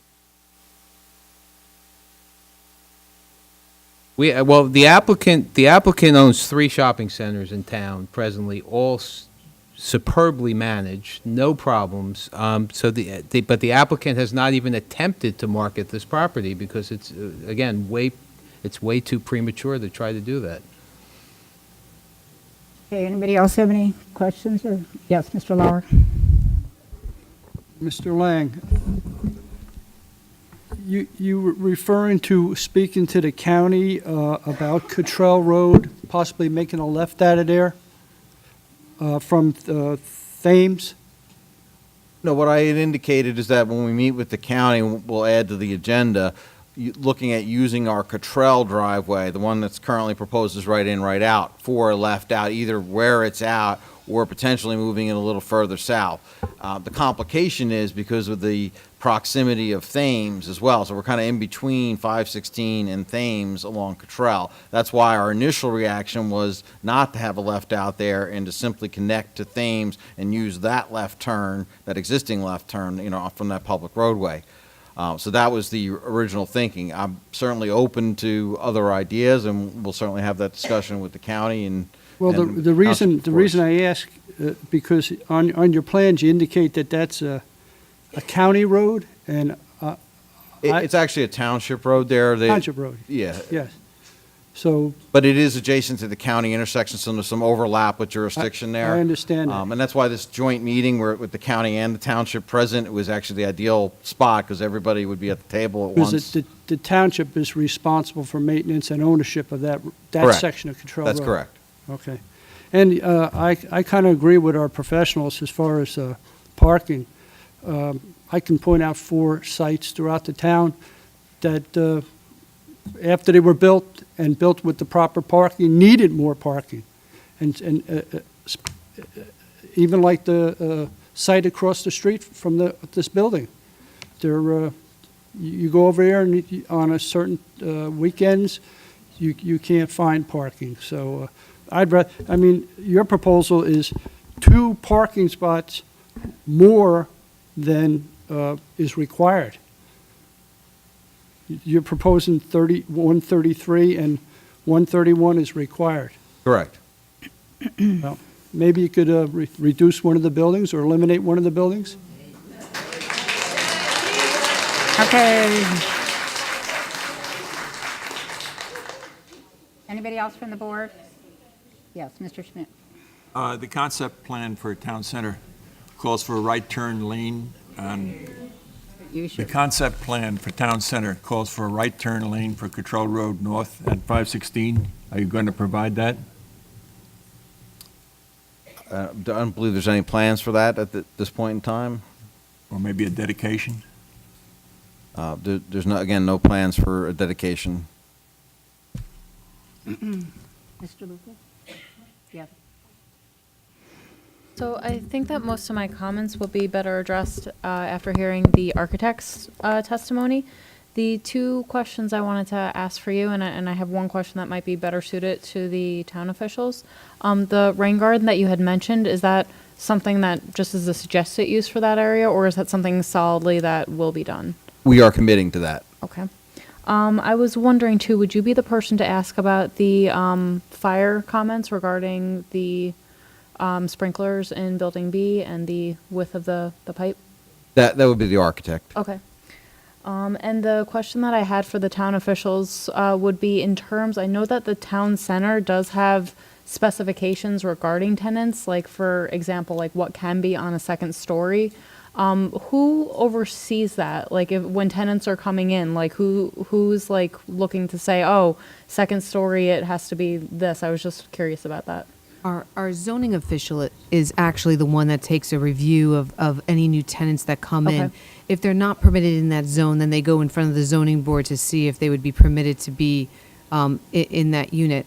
I just want to bring to the board's attention, there was an application in front of our zoning board for the shops at Old Bridge, and traditionally what you're seeing at the shops at Old Bridge is the retail use sort of going away and more of a service-oriented tenant, entering that shopping plaza. They didn't have tenants, but what they did do to show the zoning board sort of proof for their parking variance, and we all agree that based on the TCD zone, this application doesn't need a parking variance. But what they showed, in lieu of having those tenants in place, and they had some sort of idea where they were going, they said, well, we have a percentage. This percentage would be restaurants. This percentage would be the gym that's over there already. This percentage is moving out, so we're going to see to put more service-oriented, like the nail spa or something like that. So they had an idea of sort of percentages. And then they were permitted to plus minus from that percentage to sort of give the board an idea of who they're going to gear that shopping plaza to. And then the parking was sort of nailed down from that percentage, and then they used ITE for their parking demands to kind of, show us or prove to us that the parking that exists there would then accommodate the changeover in use. So without having the tenants, we believe that it still is doable to come up with some parking calculation as to what would be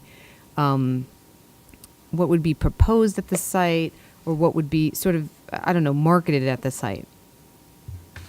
And that's a reasonable comment. One of my clients is one of the users who's about to go into that shopping center, so I've seen that resolution that was recently adopted. We'll discuss that with the applicant. And I just want to add that the town center, it is unique actually, that like most of the ordinances I have seen would say that parking should be provided at one space for 300 square feet of GFA, or one space for every 250.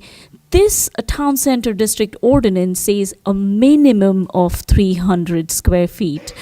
I have not seen the word minimum anywhere else. So which means that when this ordinance was crafted, there was a consideration given that maybe more is required. So then it lies to the applicants to convince the board or provide proof that that much is sufficient. But I agree with what Nicole just said, that there has to be some sort of composition when approving the parking. Okay, anyone else from the board? Mr. Piscotty? Yeah, what is our town ordinance for parking spot length and width? Isn't it 10 by 20? Yes. Okay, because they need a waiver for the parking to make it 9 by 18. Okay, thank you. Okay, and I also agree that we have to have some concept of what is going in, and if they can do it by percentages and types of services and so forth, so we'd have a better idea, because now it seems more, even across the street, it started out with 2 restaurants, I think 3, now there's like 4 or 5, 6. That seems to be a big thing, restaurants, eating out type thing. So I really think that information has to be provided so have a better concept of where we're going with the parking. So I will now open it to the public, but I just want to remind you, your comments your questions are to be directed to this witness on his testimony. Okay, and then, before we do that, the stenographer needs a 5-minute break. And then we will get right back and you can have the floor, okay?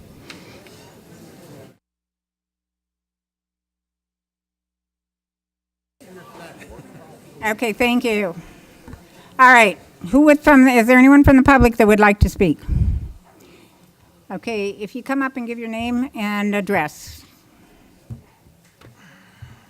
Does he have to get sworn in? I'm Jack Safran. I live at 192 Yorkshire Court in Society Hill.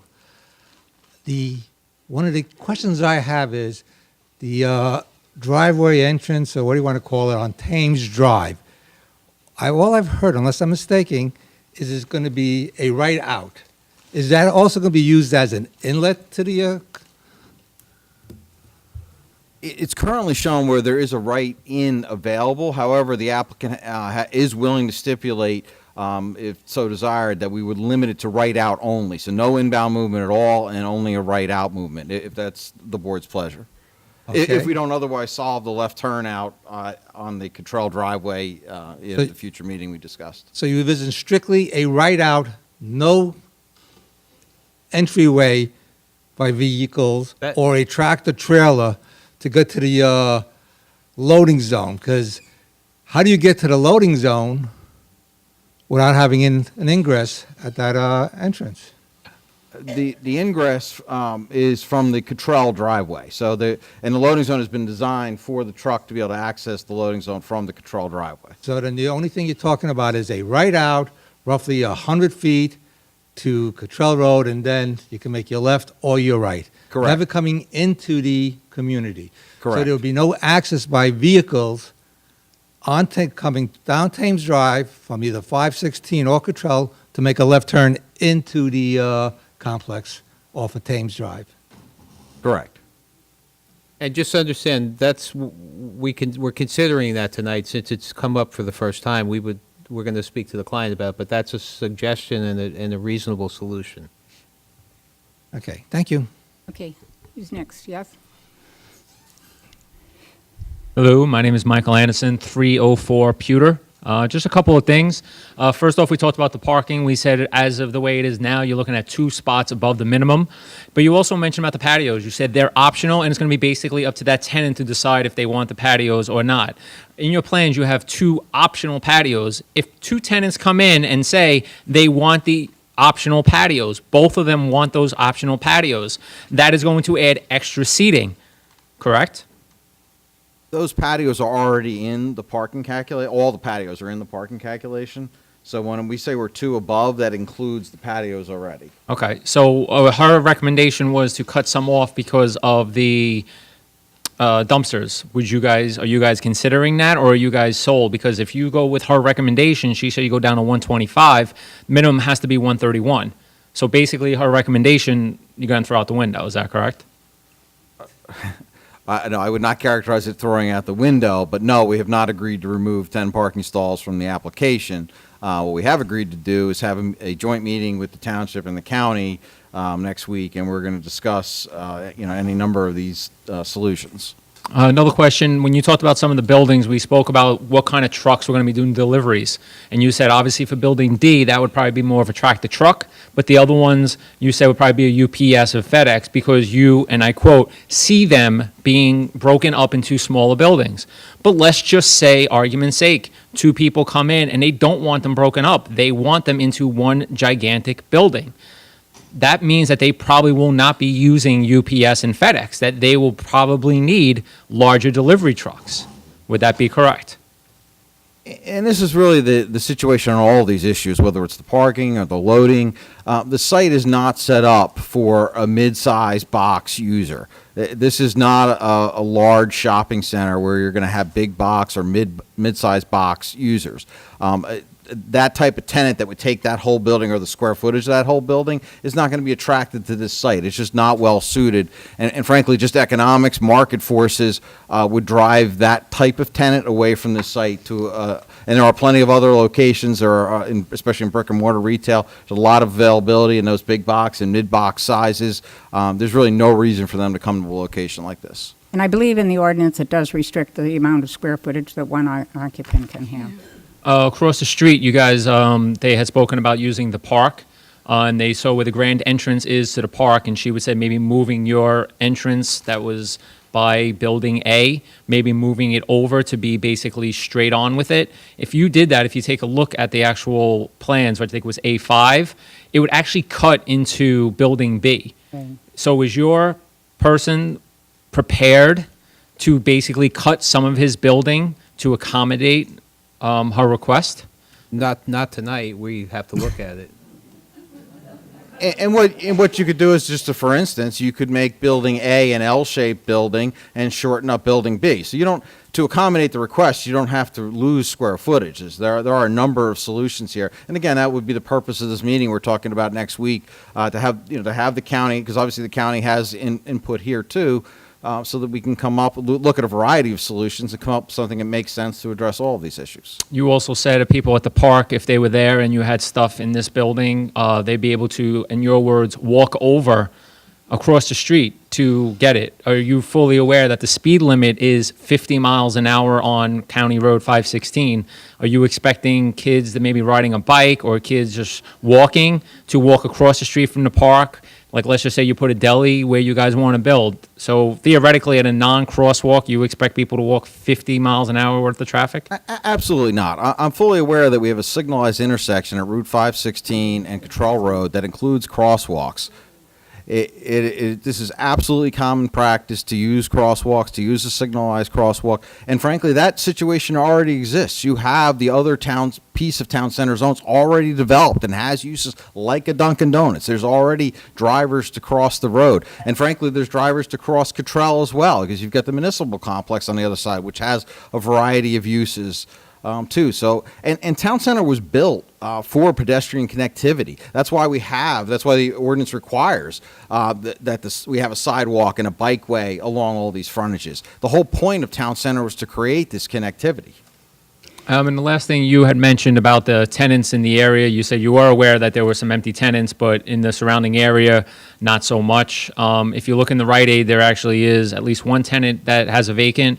The doctor's offices behind has several vacancies. If you go half a mile down the road on 516, where the Five Loaves is, it used to be a Subway. The Subway is already out of business because it was not enough. And if you look at that complex now, there's about 3 to 4 vacancies, and one of the buildings is actually being used by the same tenant. So if there was only that one tenant, you would have about 5. So when you said that the demand is there, that people want to go in there, did you look at the surrounding areas and see that every single building was already filled? Because apparently from what we look at, there are vacancies right near there. Okay, this is your last question, okay, because there's other people that want to speak. He's the design engineer. He's not here to determine market feasibility. So Okay, I'm just going by what his words were. That's why. That's what he said. The developer who owns 3 shopping centers in town is very confident this will be a very successful center. I'm sure the guy at the other place, at Okay. Five Loaves, was confident All as right. well, and we'll see how that turned out. Okay, thank you. Is there anyone else that wishes to speak? Yes, back in the back. Yes?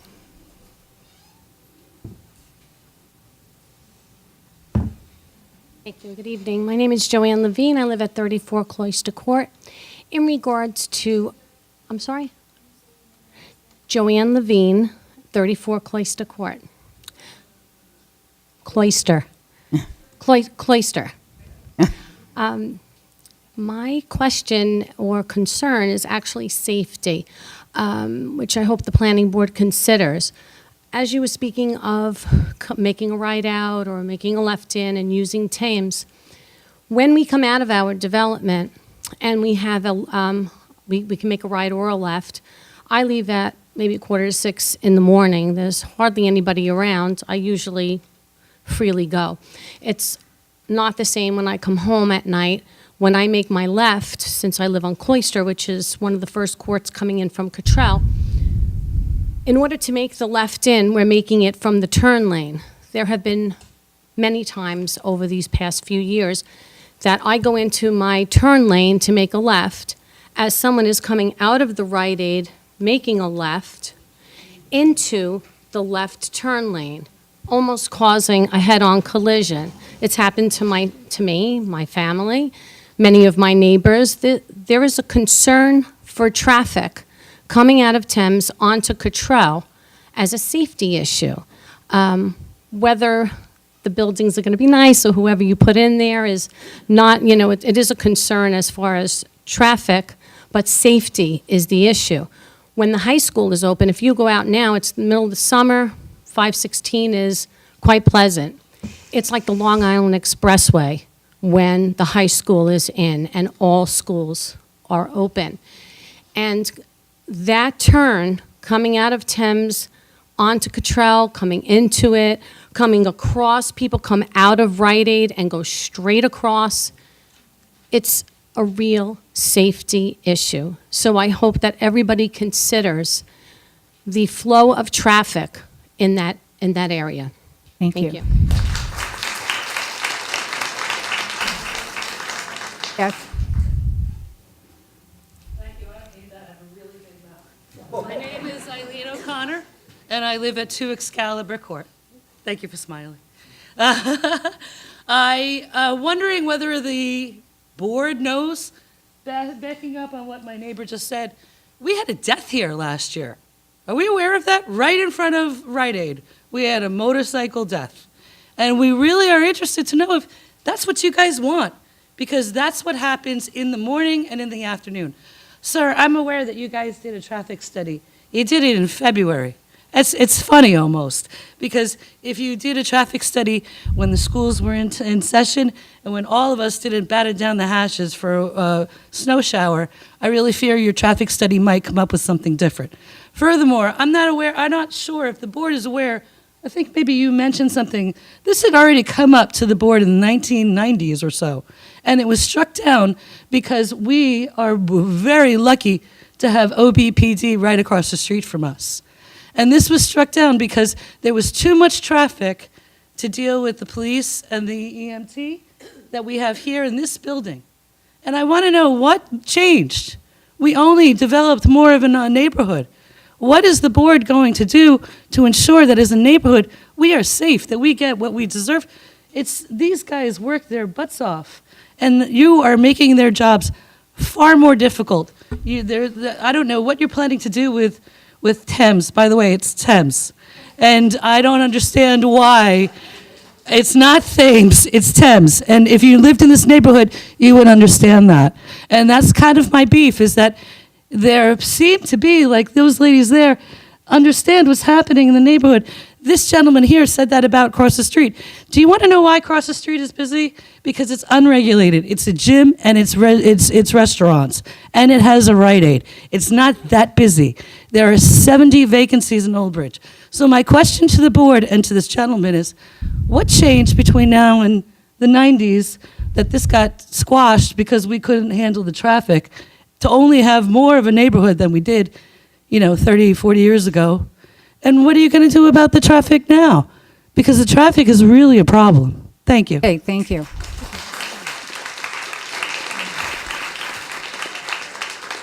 Okay, seeing no other hands, I'm going to close the public portion on this witness. Yes, this is it. Okay. My name is Leslie Gutman. I live at 138 Archery Court in Society Hill. I've never done anything like this before, so forgive me. You made a comment, sir, that you and the applicant are in a bit of a pickle because you don't know who the tenants would be. And I feel that we are also in that same pickle because we don't know who the tenants are going to be. And we don't know what kind of population that will draw in and what kind of safety concerns that will draw in. So I think that we're entitled to that information. I think we are also entitled to information that you alluded to before about how the applicant owns, I don't know if you said 2 or 3 other shopping centers in Old Bridge. Could you tell us where they are? I What could their tell you- names I could are, tell what you. stores are in them? Do you want to hear? I do. I could Please. answer your questions. I can't tell you who the tenants are, but if you need to know, the applicant can come up at some point. South Old Bridge Plaza at Texas and Englishtown Road, Route 18 Marketplace across from the hospital, and Route 34 Plaza on Route 34, all in Old Bridge. Those are the ones in Old Bridge. They own other ones throughout the state, but they're in Old Bridge. Okay, thank you. I would also like to know how many feet away the homes are in Society Hill from where your proposed dumpsters are going to be. The closest would be Building A, and we're approximately 15 feet from the property line with the enclosure. And then the existing homes there are, without scaling it, they're maybe, I don't know, 30 feet off the rear line. So maybe you've got 40, 45 feet. So I would say that that's, I mean, my home doesn't back up to there, but I think that's pretty disgusting. And no matter how pretty of a fence you put around those dumpsters, it still smells. Garbage smells, especially in the summertime.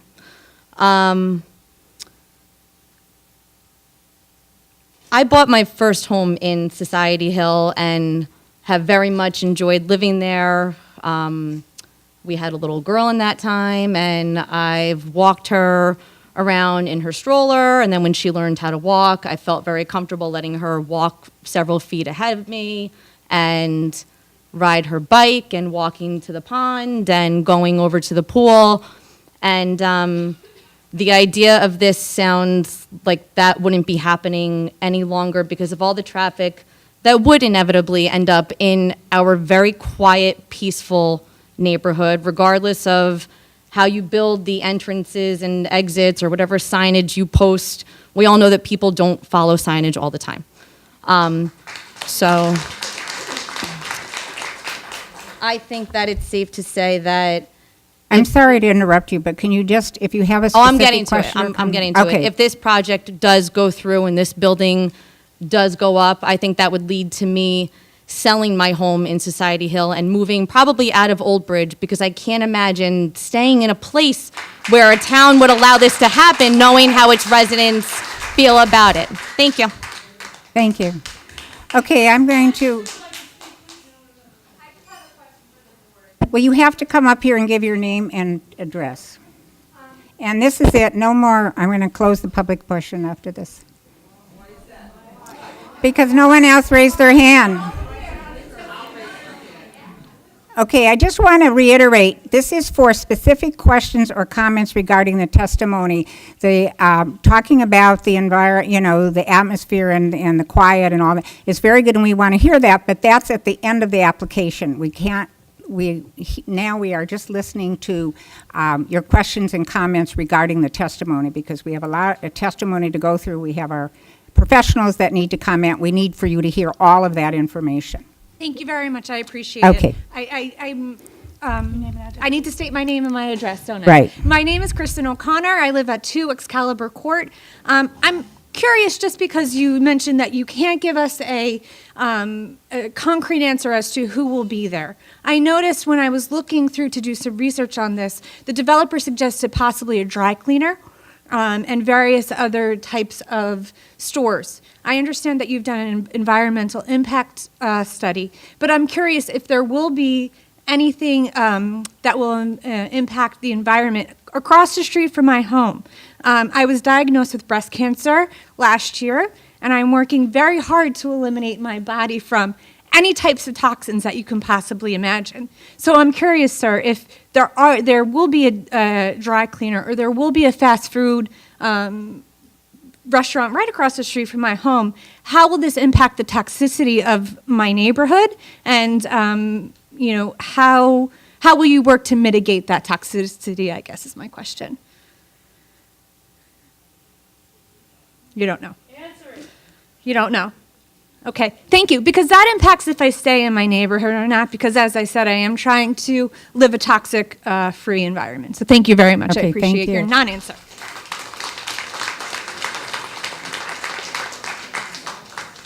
Okay, seeing no other hands, I'm going to, yes. Got to be faster, faster.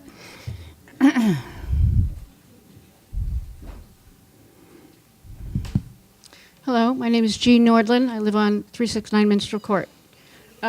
She has to be able to, can you? Hello? Oh, sorry.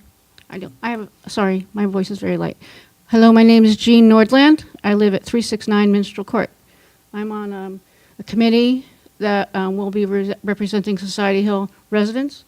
And we've been reviewing some issues and stuff, and we'll be coming forward with further questions to the board and to the builder. You had mentioned that you were building this proposed plan and buffering in efforts to buffer the community from it. You also mentioned that it was probably about, you estimated 15 feet from the building wall to the property on Minstrel Court, correct? Is that a question? Yes. We were under the assumption, and you also mentioned 45 feet, but from our research, having met with a zoning officer, it's 15 feet, and then another 10 feet of Society Hill easement, and then another 10 feet for property line to Minstrel. So the folks on Minstrel Court will actually be 35 feet away, looking at a 38-foot wall. Not to the property lines. But from the fence to the property line of the Minstrel Court owners, it's going to be 25 feet then? That's not what I testified to, so. Could you correct me then? Well, it's 15 feet to the property line? Yes, the refuse enclosure is approximately 15 feet from our property line. And then that enclosure to Society Hill property line would be? I don't have immediately a survey of the Society Hill. What the 45 feet was to the actual structures that we're looking at on the exhibit, which actually this one wasn't marked. But some of the other exhibits, which are similar, you can see visually, you can see where the buildings are relative to the dumpster. I'm estimating that's roughly 40 to 45 feet. Okay, and correct me if I'm wrong, sir. Did you say that with Building A, it would approximately, they'd be looking at a 38-foot wall from the residents on Minstrel Court? I don't believe I testified to that. There may have been one of the board's professionals that stated Okay. that. One other question. At the south end of Building A, a while ago you had a site map that had the dumpster located to the left of that building in that little L cut. The most recent site map states that it is located where it is now at the south end. That dumpster, if there's going to be residents that are going to be smelling and looking, hearing garbage trucks, noise and stuff, is that something for you to consider to move it back where you had on your 525 site plan? That would be left, south, west of that building? We can certainly look at that. Thank you. Okay, thank you very much. Okay, I'm going to close the public portion, and we're going to hear from our fire official because we forgot to call on him before, as he has some concerns. Thank you. I'd like to start with the sidewalks on Building A. If you go to where your second or third tenant would be, looking at the plan, it calls for 6 feet between the front of the building and the curb line. Do you see that? What plan are you referring to? The dimension plan, I believe.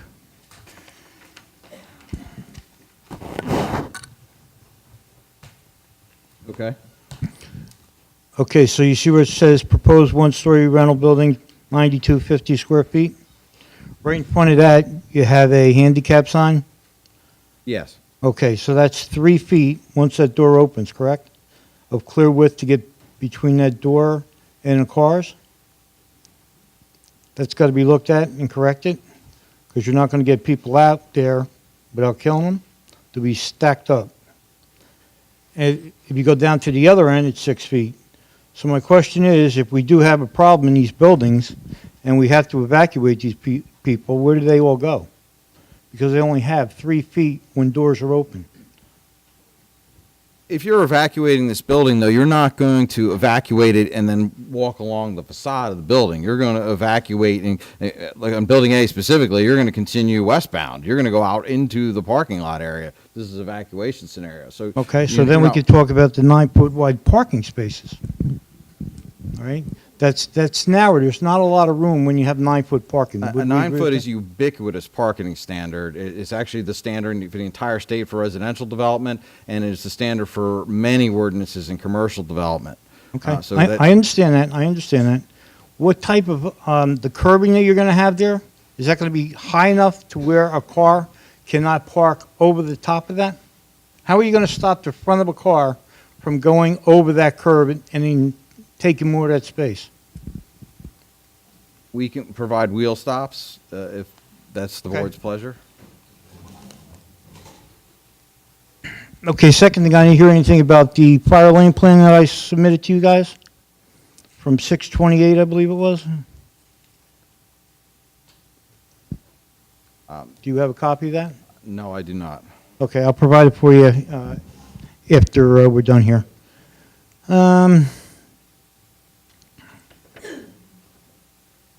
I also have an issue with your second building, Building B and Building A. Depending on what they are, and we don't know what they're going to be, there are going to be deliveries. And it's real nice to say, yeah, we're going to get them before 9 o'clock or after they close. But in reality, I know that that doesn't work. How are we, once the building is built, builds up, I hope gets real busy for you so you can do whatever you got to do. But the problem lies, what do we do when they have deliveries and they're taking up one of the lanes that are fire lanes? You can enforce the fire lane. That's certainly, you have the authority to do that. Okay, but you're going to put it in your stipulation that deliveries are going to be between certain times, correct? That's correct. Okay.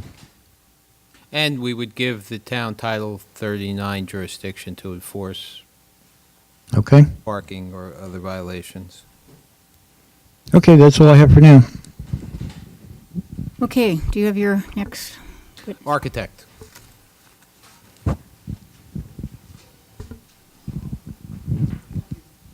Chuck Dietz.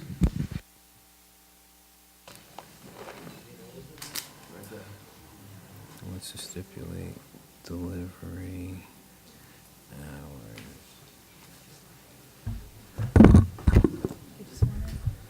You swear or affirm the testimony about to give in this matter is the truth, the whole truth, and nothing but the truth, so help you God. Yes. Please state and spell your name for the record. Charles P. Dietz, D-I-E-T-Z, Managing Member of the Dietz Partnership LLC Architects, located at 90 East Halsey Road, Parsippany, New Jersey. And Mr. Dietz, we're seeking to have you qualified as an expert in architecture. Can you place your credentials on the record, please? Yes, I received a Bachelor's of Architecture degree from NJIT, New Jersey School of Architecture. I am a licensed registered architect in the state of New Jersey for the past 30 years. I also hold 14 other licenses around the East Coast to practice architecture from Maine to Florida. Okay, we accept your. And I have testified before this board and Yeah. many other boards in the last 30 years. And you've also designed projects in this immediate area, have you not? I have. Can you identify it or them? The only other two shopping centers that were built and constructed in this district, in the town center district.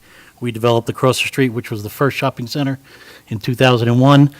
I was the architect of record and design architect, and then I also was just the design architect for Vision Stream.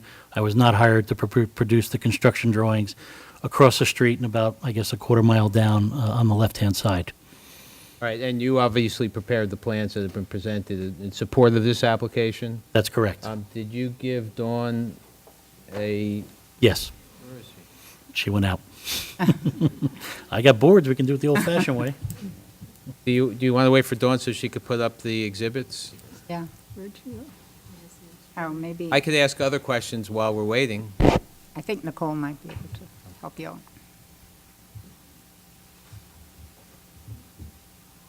Works. Architecture, there you go. We can start with the renderings if you want. And Mr. Dietz, are these renderings part of any submissions that were made to the board previously? No, they were not. Okay, so we're going to mark them separately. I think we left, There's 6 of them, so We're we up to can. 6, I believe. okay. Want to start with that? Yes, so this exhibit, A6, 6. is a rendering from Route 516, looking at the front and the side face of Building A. We're very familiar with the town center design requirements, obviously. We worked very diligently 18 years ago when we developed the village center across the street, and you'll see some of the similar architecture between the village and here. We understand what the guidelines and what the board and Mr. Rizzo and the guidelines were set up to be, and I think we've incorporated those with our architectural design. And just to highlight it, and this will be similar for all 4 buildings, is the ordinance basically requires you to use certain types of materials, certain types of colors. Because the buildings are larger than 40 feet wide, it anticipates that if it is 40 feet or wider, that you'll modulate those facades, either in and out or up and down in the plan plane or in the elevation plane. And I believe we've done that. I mean, we might be 1 foot over, we might be 41 feet, just because the nature and the length of the building doesn't divide equally by 40, but we've kept it as close as possible to that 40-foot standard, that along these facades that are greater than 40 feet in length, that are maybe 80 feet or 120 feet long, we've modulated both in and out along those facades, and we've modulated up and down. We've created a faux mansard to give you that, on this building particularly, a 1.5-story building look. It's a faux second story. You have dormer roofs on all 4 sides of the building, which will actually provide screening of any of the rooftop mechanicals. There is a flat roof, just like at the Village Center, behind these mansards where the rooftop units will be placed and the roof drainage will be placed.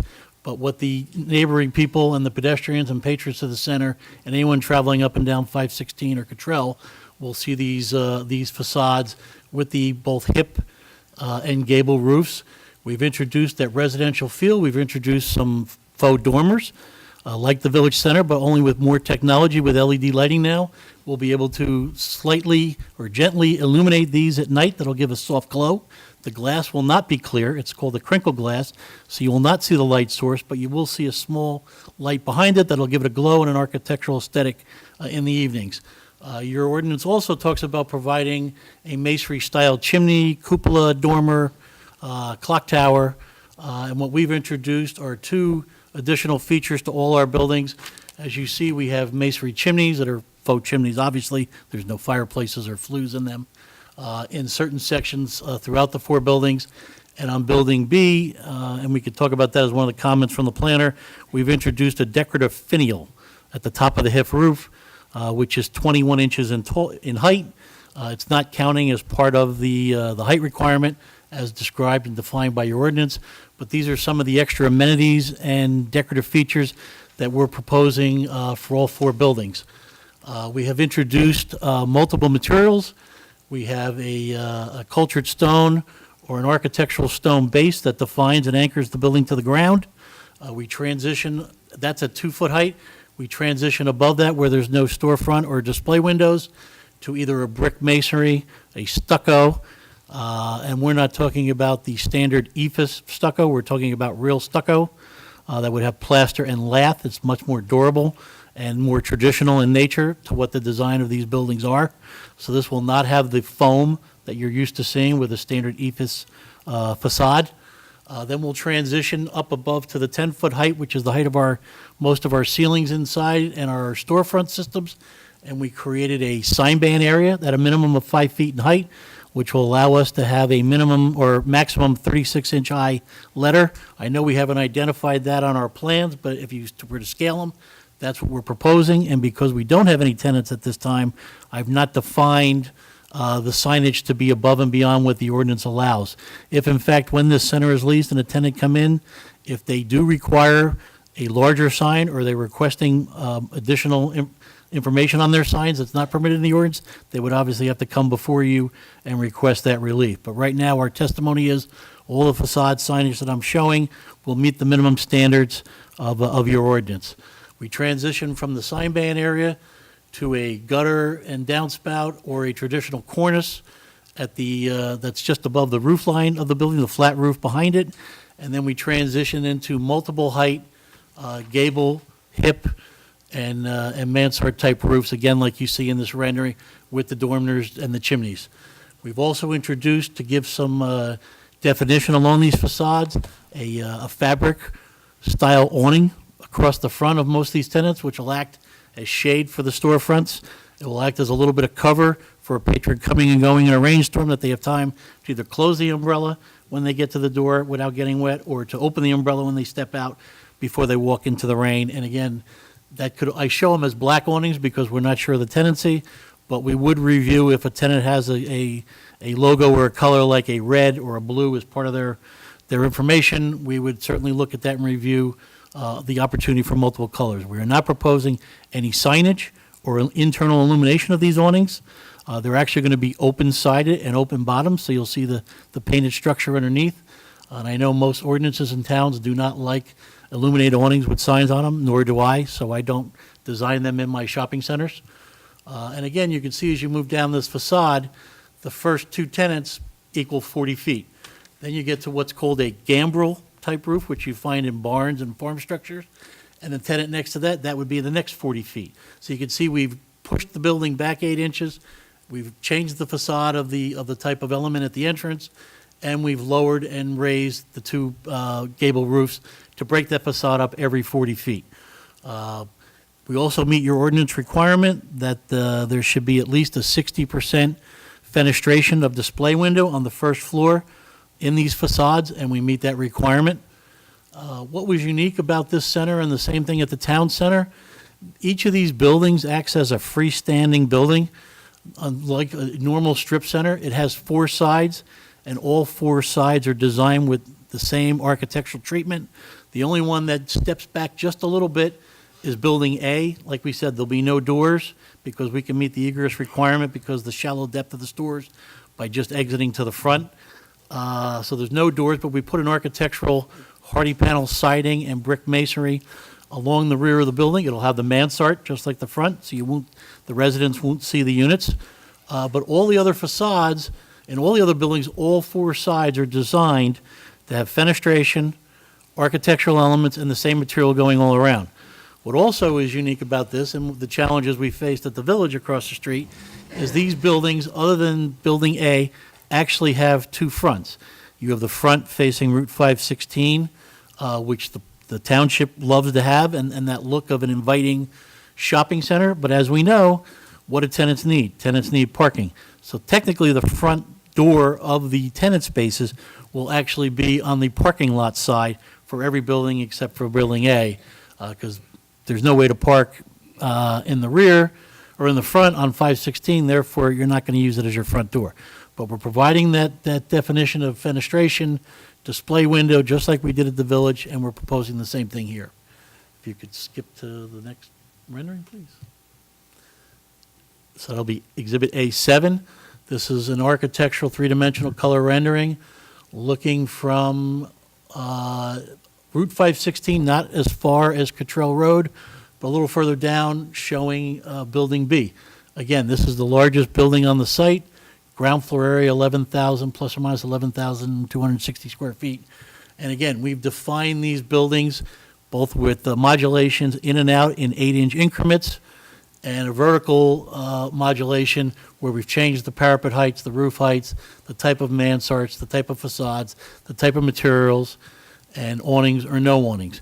And to answer, because this is the largest building, to answer one of the neighbors' questions, I believe the gentleman before the last person that stood up, about could these buildings be taken over as one tenant and someone occupying all 11,260 square feet? Well, I'd have to say the odds are pretty slim because of the natural topography of this site. Both Building A and Building B actually have steps at 8 or 16 inches between the finished floors, and we have masonry block walls between that. So the odds that a single tenant would take 11,260 feet, or the building A, we have 3 steps in each of those buildings, varying from 8 to 16 inches. So that's why when Mr. Lang spoke about these tenant spaces being broken down into smaller spaces, what I've shown on my plans that were submitted to the board is between each block masonry wall, which is approximately 40 feet on center, we've broken that space down into 2 tenants. And that's what we think is really going to be the niche, that when this is all said and done, those are the types of tenants you're going to see, which, as Mr. Lang said, when you're 1,500 to 2,000 square foot tenants, you get your deliveries through UPS, FedEx, and you don't need box trucks, and you don't need the big tractor trailers. So that, by nature, by the topography on this site, we've basically embedded in these 2 buildings, the 2 largest buildings, that pretty much it would be very challenging for a tenant to want to take the entire space or to cross that 8-inch or 16-inch step and cut a hole in my masonry wall. So that's why I think I can pretty accurately and confidently state, and again, the nature of this site, just like the village, we're going to see smaller, either mom and pops or small nationals or regionals that would come here and are probably going to be between 1,500 and 2,500 square feet as the largest tenants in these spaces. Again, this building, just like Building A, front doors, fenestration, display windows along 516 with the large adequate sidewalk in front. And then at the parking field in the rear, we have the same thing. The doors will line up. That will be really the main entrance for these tenants. And then we actually have fenestration on both sides for these buildings, both east and west. To answer another question from the tenants and what your guidelines talk about, again, we are restricted by what we can do on the second floor in these spaces, and as Mr. Lang testified, Building A is a true 1-story building. Building B is a 1-story building with a small 4,500 square foot space on the second floor to be determined. Most likely, and you look at this rendering, it would be in that foreground or I'm not sure if that's westerly, the easterly side of this facade. Right now, it's considered to possibly be a small office use for someone that just needs some office space, but we're not ruling out the fact that a retail tenant might need a second floor. It's rare. Very rarely do we design second floor retail. It just doesn't function. That's what we have on this building. Now, we did get some comments from Mr. Reardon, your fire professional. I think the fire inspector just asked some questions. And we responded to his comments about sprinklering these buildings. This is the only building that approaches the maximum square footage that you're allowed to have without sprinklering the building. The building code of the state of New Jersey says you can have a ground floor or first floor area of no greater than 12,000 square feet, and you don't have to sprinkle it. We have a ground floor area of actually 11,920 square feet. So therefore, we do not need to have a sprinkler in that building. The code also goes on to state, if you have a second floor space and you combine all the square footages, you're allowed to be 24,000 square feet before you have to have a sprinkler system in your building. In discussing this further with Mr. Reardon, both in written format, by giving him some code recommendations on our plans, I followed up with a phone call with him this morning, and he just asked that I testify that these are details that will be finalized and worked out during the construction drawings if and when this shopping center is approved, and no building permits will be issued until we resolve that. I've also spoken to my client, because currently the engineering plans show a 2-inch water line coming into the building, which I think has raised all the eyebrows of everybody that's looked at this. And he is actually considering now, because there could be a potential of a specific type of tenant coming in here that would require a sprinkler, which would be less than the 12,000 square feet. So he's looking at the possibility of increasing that line to a 4-inch line. And if we get a tenant, it gives them the flexibility. If they have to be sprinkled, we could do a limited sprinkler system in that tenant space. And if he doesn't, it's there if we ever have to use it. So penny wise and pound foolish, I think he's going to make a recommendation to the engineer to increase the size of that line. I let Mr. Reardon know that, and again, he just asked that I put it on the record that all these will be finalized. Hopefully, as we're doing the construction documents, we'll have a better handle on who these tenants are going to be, and then everybody reviewing this can make a determination if, in fact, this building has to be sprinkled. None of the other 3 buildings even approach the square footage limitations, so unless a specific tenant came in that was large enough that demanded a sprinkler system, it would have to be provided at that time, but we're not anticipating it. Next slide, please. Oh, height. Go back. Sorry, we do have a request for a variance for the height, and it occurs at the two corner elements, the hip roofs. And the reason we have that, we're asking for 38 and a half feet, which would be a C variance. You're allowed 10% above the allowed 35 feet.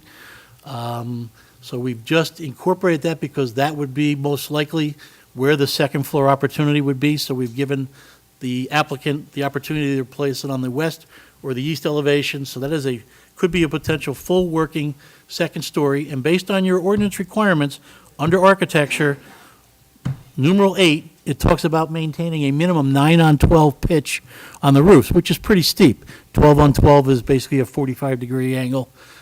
So meeting that standard, we have these hip roofs, which are taller than any other roofs on the facade, which then, because we have a second floor, allowed us or made us incorporate to get that 38.5-foot height requirement. And that's the only reason we have it. The planner can elaborate on this, but since I did design the other two shopping centers in this zone previously, both of those shopping centers have roof heights above that, and it was granted by this board, I believe, if not the zoning board. So the planner can talk about there is precedence in the area, in this zone, on Route 516, to exceed that maximum height of 35 feet. So I think I've given you the reason why we've done it. For clarification, the extra 3.5 feet is not office space, it's really. Correct. That's all uninhabited, decorative feature to create those hip roofs, to create a different element, and to maintain that 9-on-12 pitch that your guidelines recommend that we do. It would be challenging if we had to flatten it, and I think it would not be aesthetically pleasing if the board came back and said, we'll get rid of the 3.5 feet and bring it down to 35 feet. Again, nothing is impossible, but I just don't think the aesthetics are there, and that's why your guidelines recommended steeped pitch roofs whenever we build a residential-style gable or hip roof on these buildings. Again, what I did mention, again, this has, again, decorative chimney, decorative dormers. Again, they'll be internally illuminated. You won't see the light source, but at night it'll give a soft glow with the glass and display windows lit when the shopping center is fully leased. I think it gives a nice warm feel across the facades for the general public to see. Nothing that's harsh, nothing that you would use foot candles to determine that you're exceeding any of the foot candle levels, but it gives a nice soft glow. And I've also included on the pilasters in between these facades some decorative wall sconce lighting that, again, would give a gentle glow. They don't emit any illumination that would have to be calculated for a foot candle to exceed your ordinance requirements. But again, we like our building designs to look as nice in the evening time as they do in the daytime. And as you know, in the winter, evening time starts at 5 o'clock, if not sooner. So we don't like these to just be dark boxes after the sun goes down and the parking lot lights come on. So we have lights. We're not going to use the same lights that we use at the village, but a decorative fixture that will be complementary to the architectural style. And obviously, the technology has changed in 18 years, and we'll use a different type of light source. Building, next rendering, please. This would be Exhibit A8.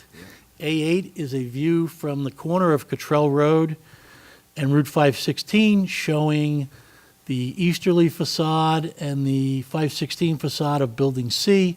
Again, similar design, stone base, brick columns, glass storefront up to 10 feet, sign band area, cornice and gutters and downspouts, decorative eyebrow dormers, decorative dormers like you'd find on a house, and a faux chimney made of masonry. Again, you can start to see the architectural style that both the front, the side, and the rear all are complementary to each other. I think they're very aesthetically pleasing, and if by chance there is any visibility from the residents in Society Hill looking at these buildings, I think they'll be pleasantly pleased. The biggest thing is that the fact that the rooftop units will be screened both in visual and in noise by having these very large parapets and creating a bathtub effect like you have at the village, where none of those units will be seen or heard from either the residents or any of the patrons serving this facility. One of the key elements in your design guidelines talks about providing a public space or a public decorative feature on the site. Everybody's familiar with the village. In front of the Rite Aid, there was a gazebo That was the developers and applicants' thought to give back as public space and a decorative feature. We've gone a little bit different. You can see that there's a little bit of slope in the topography from Building C as you approach the intersection of Cottrell Road. We have our monument sign that is only going to have the name of the shopping center on it. It's not internally illuminated. The letters will be illuminated by gooseneck fixtures. It'll be constructed within the square footage and height requirements of your ordinance. And the materials used to construct it will be the same materials that are being used on the building. But around that area, we've created a central focal public gathering space right at the corner of Cottrell and 516 with the American flag set in a rock garden bed. And behind it, behind the retaining wall, we're proposing some general public seating if there's any civic events or something in the public or the township wants to do on a holiday or a special day. This would be the public space that will be provided. We're proposing decorative benches in those areas, raised potted plants instead of a full landscape area, even though there will be some landscaping. Obviously, we'll have some uplights to illuminate the flag so that the flag can remain in its risen position 24 hours a day. And I think it makes a nice connection because the planner and I think the engineer both spoke about in your guidelines that there's a gap between Building C and Building D, and that doesn't necessarily meet your inline requirements for proposing these buildings.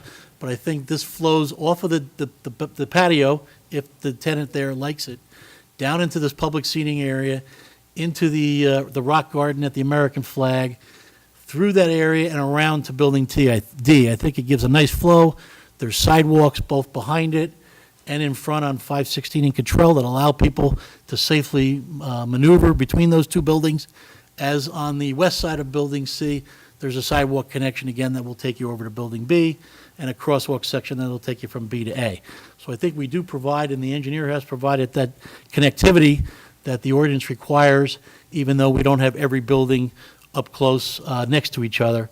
We felt this was an adequate substitution and providing the township and the municipality with a civic and public gathering space for their desire. Second to last slide.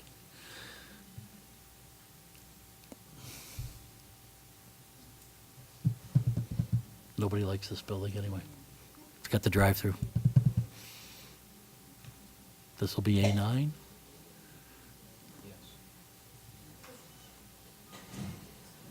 Yeah, 6 of them should be, yeah, 4 should be it, right?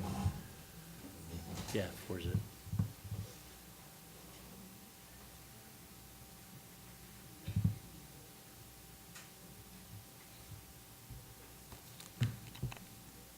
You want my thing? I do.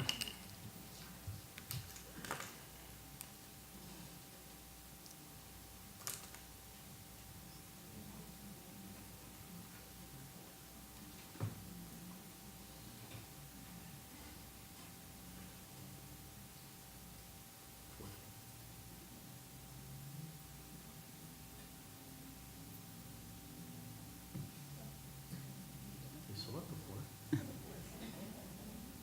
Word. Pretty? Could you find Building D and either hold it up or?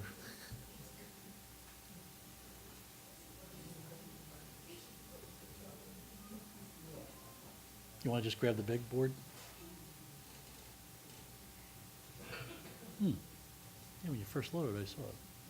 No, the rendering. The one's behind it. So it should be the 4th board back. Do you have 5 and 6? No? Wow. We ate them up, huh?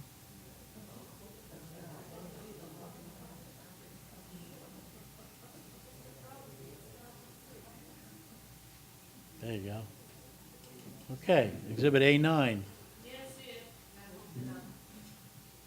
There we go. There we go. We're good. Pretty, you can put it back down. It worked. That's all it needs. Exhibit A9 is Building D. This view is taken from probably the public civic space to the east of Building C. It shows the side elevation or the northerly elevation, which would be facing towards 516. And we showed this view to show the possible outdoor patio area with some potential seating and the drive-through, depending on whether it was a bank, a restaurant. It would be a two-story structure, similar to what we have at the Village Center. If you look at the office building in the back, they have a drive-through where the bank is on the first floor, and actually we designed a conference room for the owner of that shopping center to be in that upper story space over the drive-through. Again, you can see varying materials, varying roof heights, dormers, display windows, stone, stucco, brick. The shingles we're proposing, even though what we did at the Village, we had 4 different brick, 4 different ephes, 4 different awnings, 4 different roof materials. We've simplified this a little bit with the roofs. We've now come across a recyclable faux slate roof property project type of shingle that's recycled, so it has LEED in its conception, and we've done it on a shopping center in Ridgewood and another shopping center in Bergen County, and it comes out great. It's a two-tone gray pattern, and from the ground, you'd swear it was slate shingles. So we're proposing that on all the buildings. It'll give some variation in texture. Again, I think there's no signage proposed on these facades, because as Mr. Lang testified to, this would most likely be a single occupant building, so the facade sign would be on the facade entrance element along Cottrell Road. Next to last. We did A10, Exhibit A10 as a rendering because I believe either the planner or the engineer talked about, well, what is that civic space going to be? How do you have the connectivity between Building C and Building D? So the applicant asked me to have my renderer create this, and I think this just displays what we just testified to. By having the large gap between those two buildings filled with landscaping, the public civic space, the seating area, the flag, the monument sign, the outdoor potential dining, this could be a very nice spot in certain times of the year in the good weather, and if there's a civic activity that needs to happen, I think this takes that void between the two buildings. In plan, it looks like a large void, but I think this gives you a perspective that we can tie these two buildings together with landscaping, decorative features, and creative elements to really tie this shopping center together. And I think that's the view that everybody's really focused on, is what do you see from the intersection of Cottrell Road and 516. And I think this is a very nice application to presenting this to the township as a very nice and handsome public space for everybody to use. That's rendering.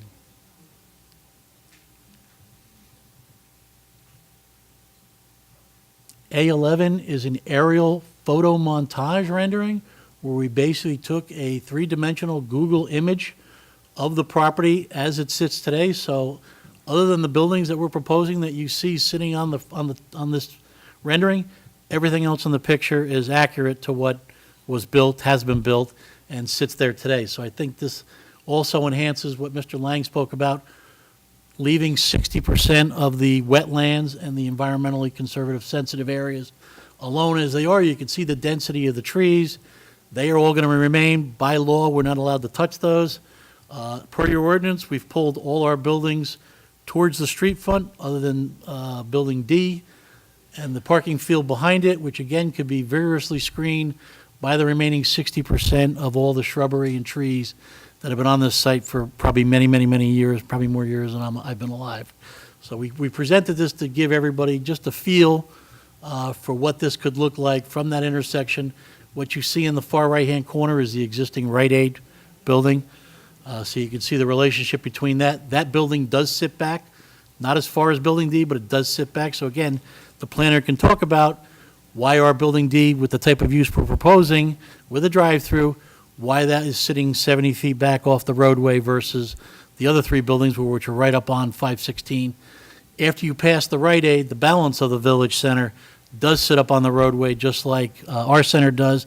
And I think based on one of the comments from either your professionals, that if we can align the sidewalks, the decorative brick paver area, the bike path, all that'll line up as you go across that lit intersection with a crosswalk, you will have the connectivity of these two shopping centers, which I think is the basic theme and desire when this town center concept was intended back in 2000, 2001.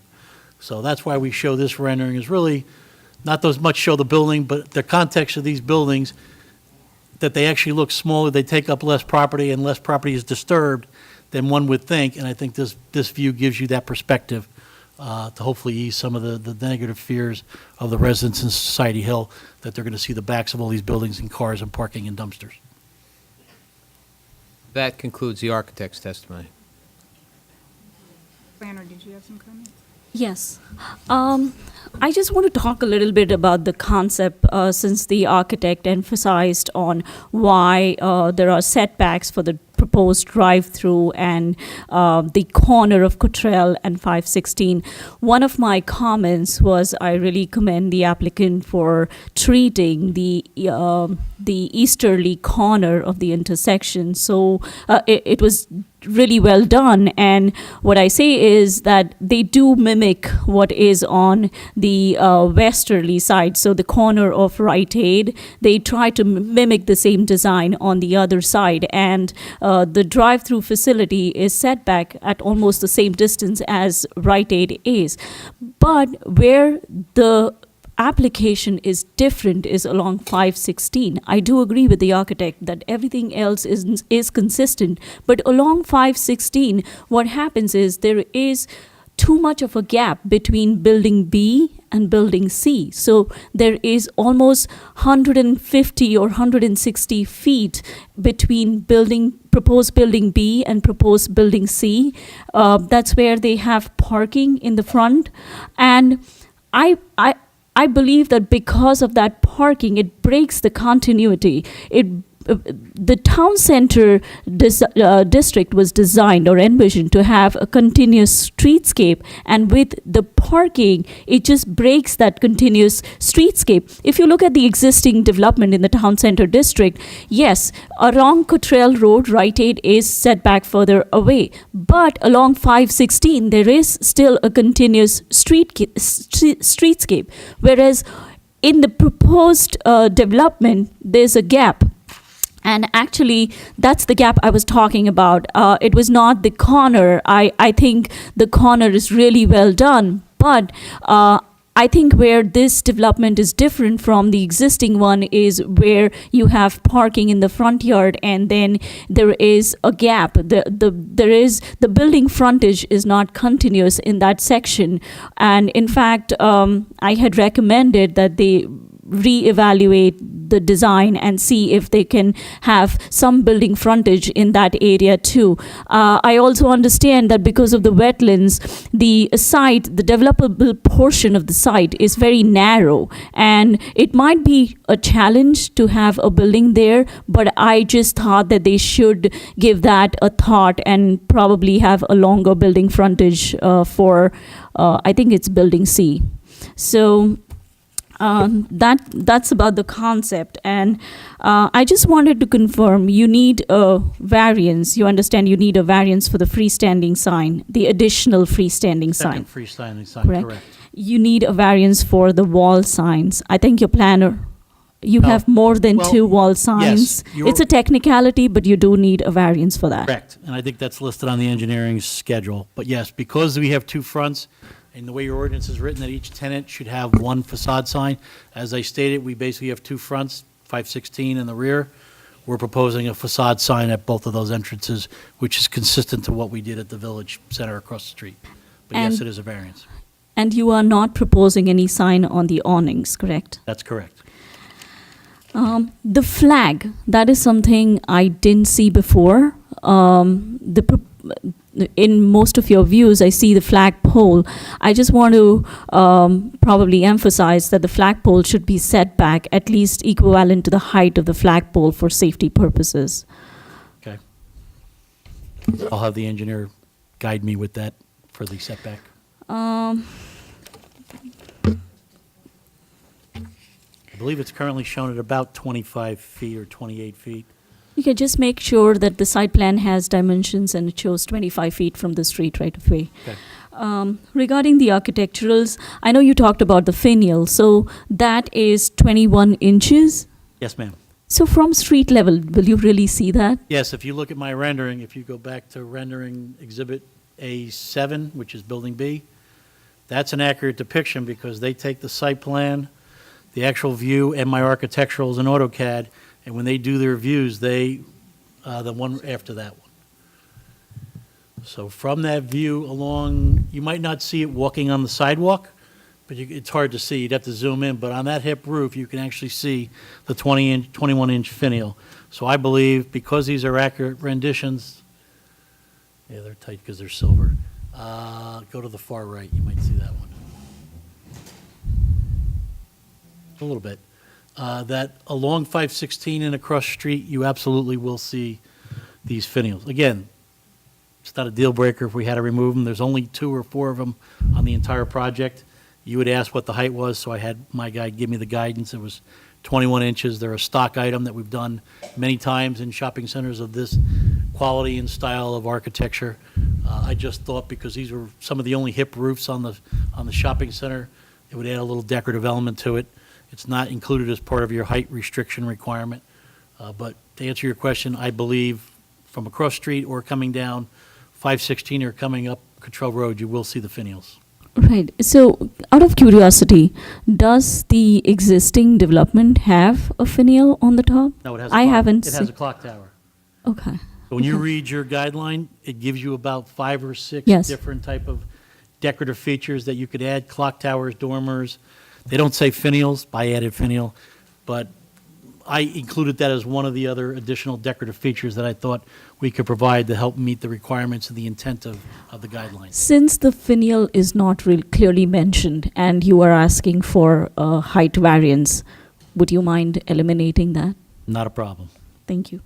And you need a waiver for the building front being greater than 40 feet. I think in 1 or 2 places it just goes a little over 40 feet. You would need a waiver for, And then yes. maybe a little bit, just because the building length, like I said, doesn't divide up equally. That's So correct. somewhere I'd have to break the 40-foot line, so I tried to keep it consistent. Again, to the naked eye, would anybody notice that it's 41 feet versus 40 feet with all the architectural features and elements going on? I don't think so. But yes, we are approximately 1 foot and change probably over that on Building A. Sure. Building A, the rear side, do you have an elevation to put up? Because I think the ordinance requires you to match the facade on all 4 sides, whereas the rear side of Building A, the one that faces the Society Hills residence. I don't have a rendering, but if you go to my architectural drawings, which are part of your submission package, sheet A2 shows all 4 elevations of Building A. And as I mentioned, I didn't fully describe it. If you want to, can you pull it up? That should be part of my black and white, not the rendering package. For the first 40 feet, coming from Route 516, we actually are proposing the brick facade veneer that faces on the, there you go. So if you were to look at the top elevation, and this I don't think needs to be an exhibit because it's part of your submission package. So the top elevation, 01, would be the front facade or the facade facing Building B. The second elevation is the rear facade, and we've actually updated that from what was in your package because there was some late changes in the grading and the topography that we found out.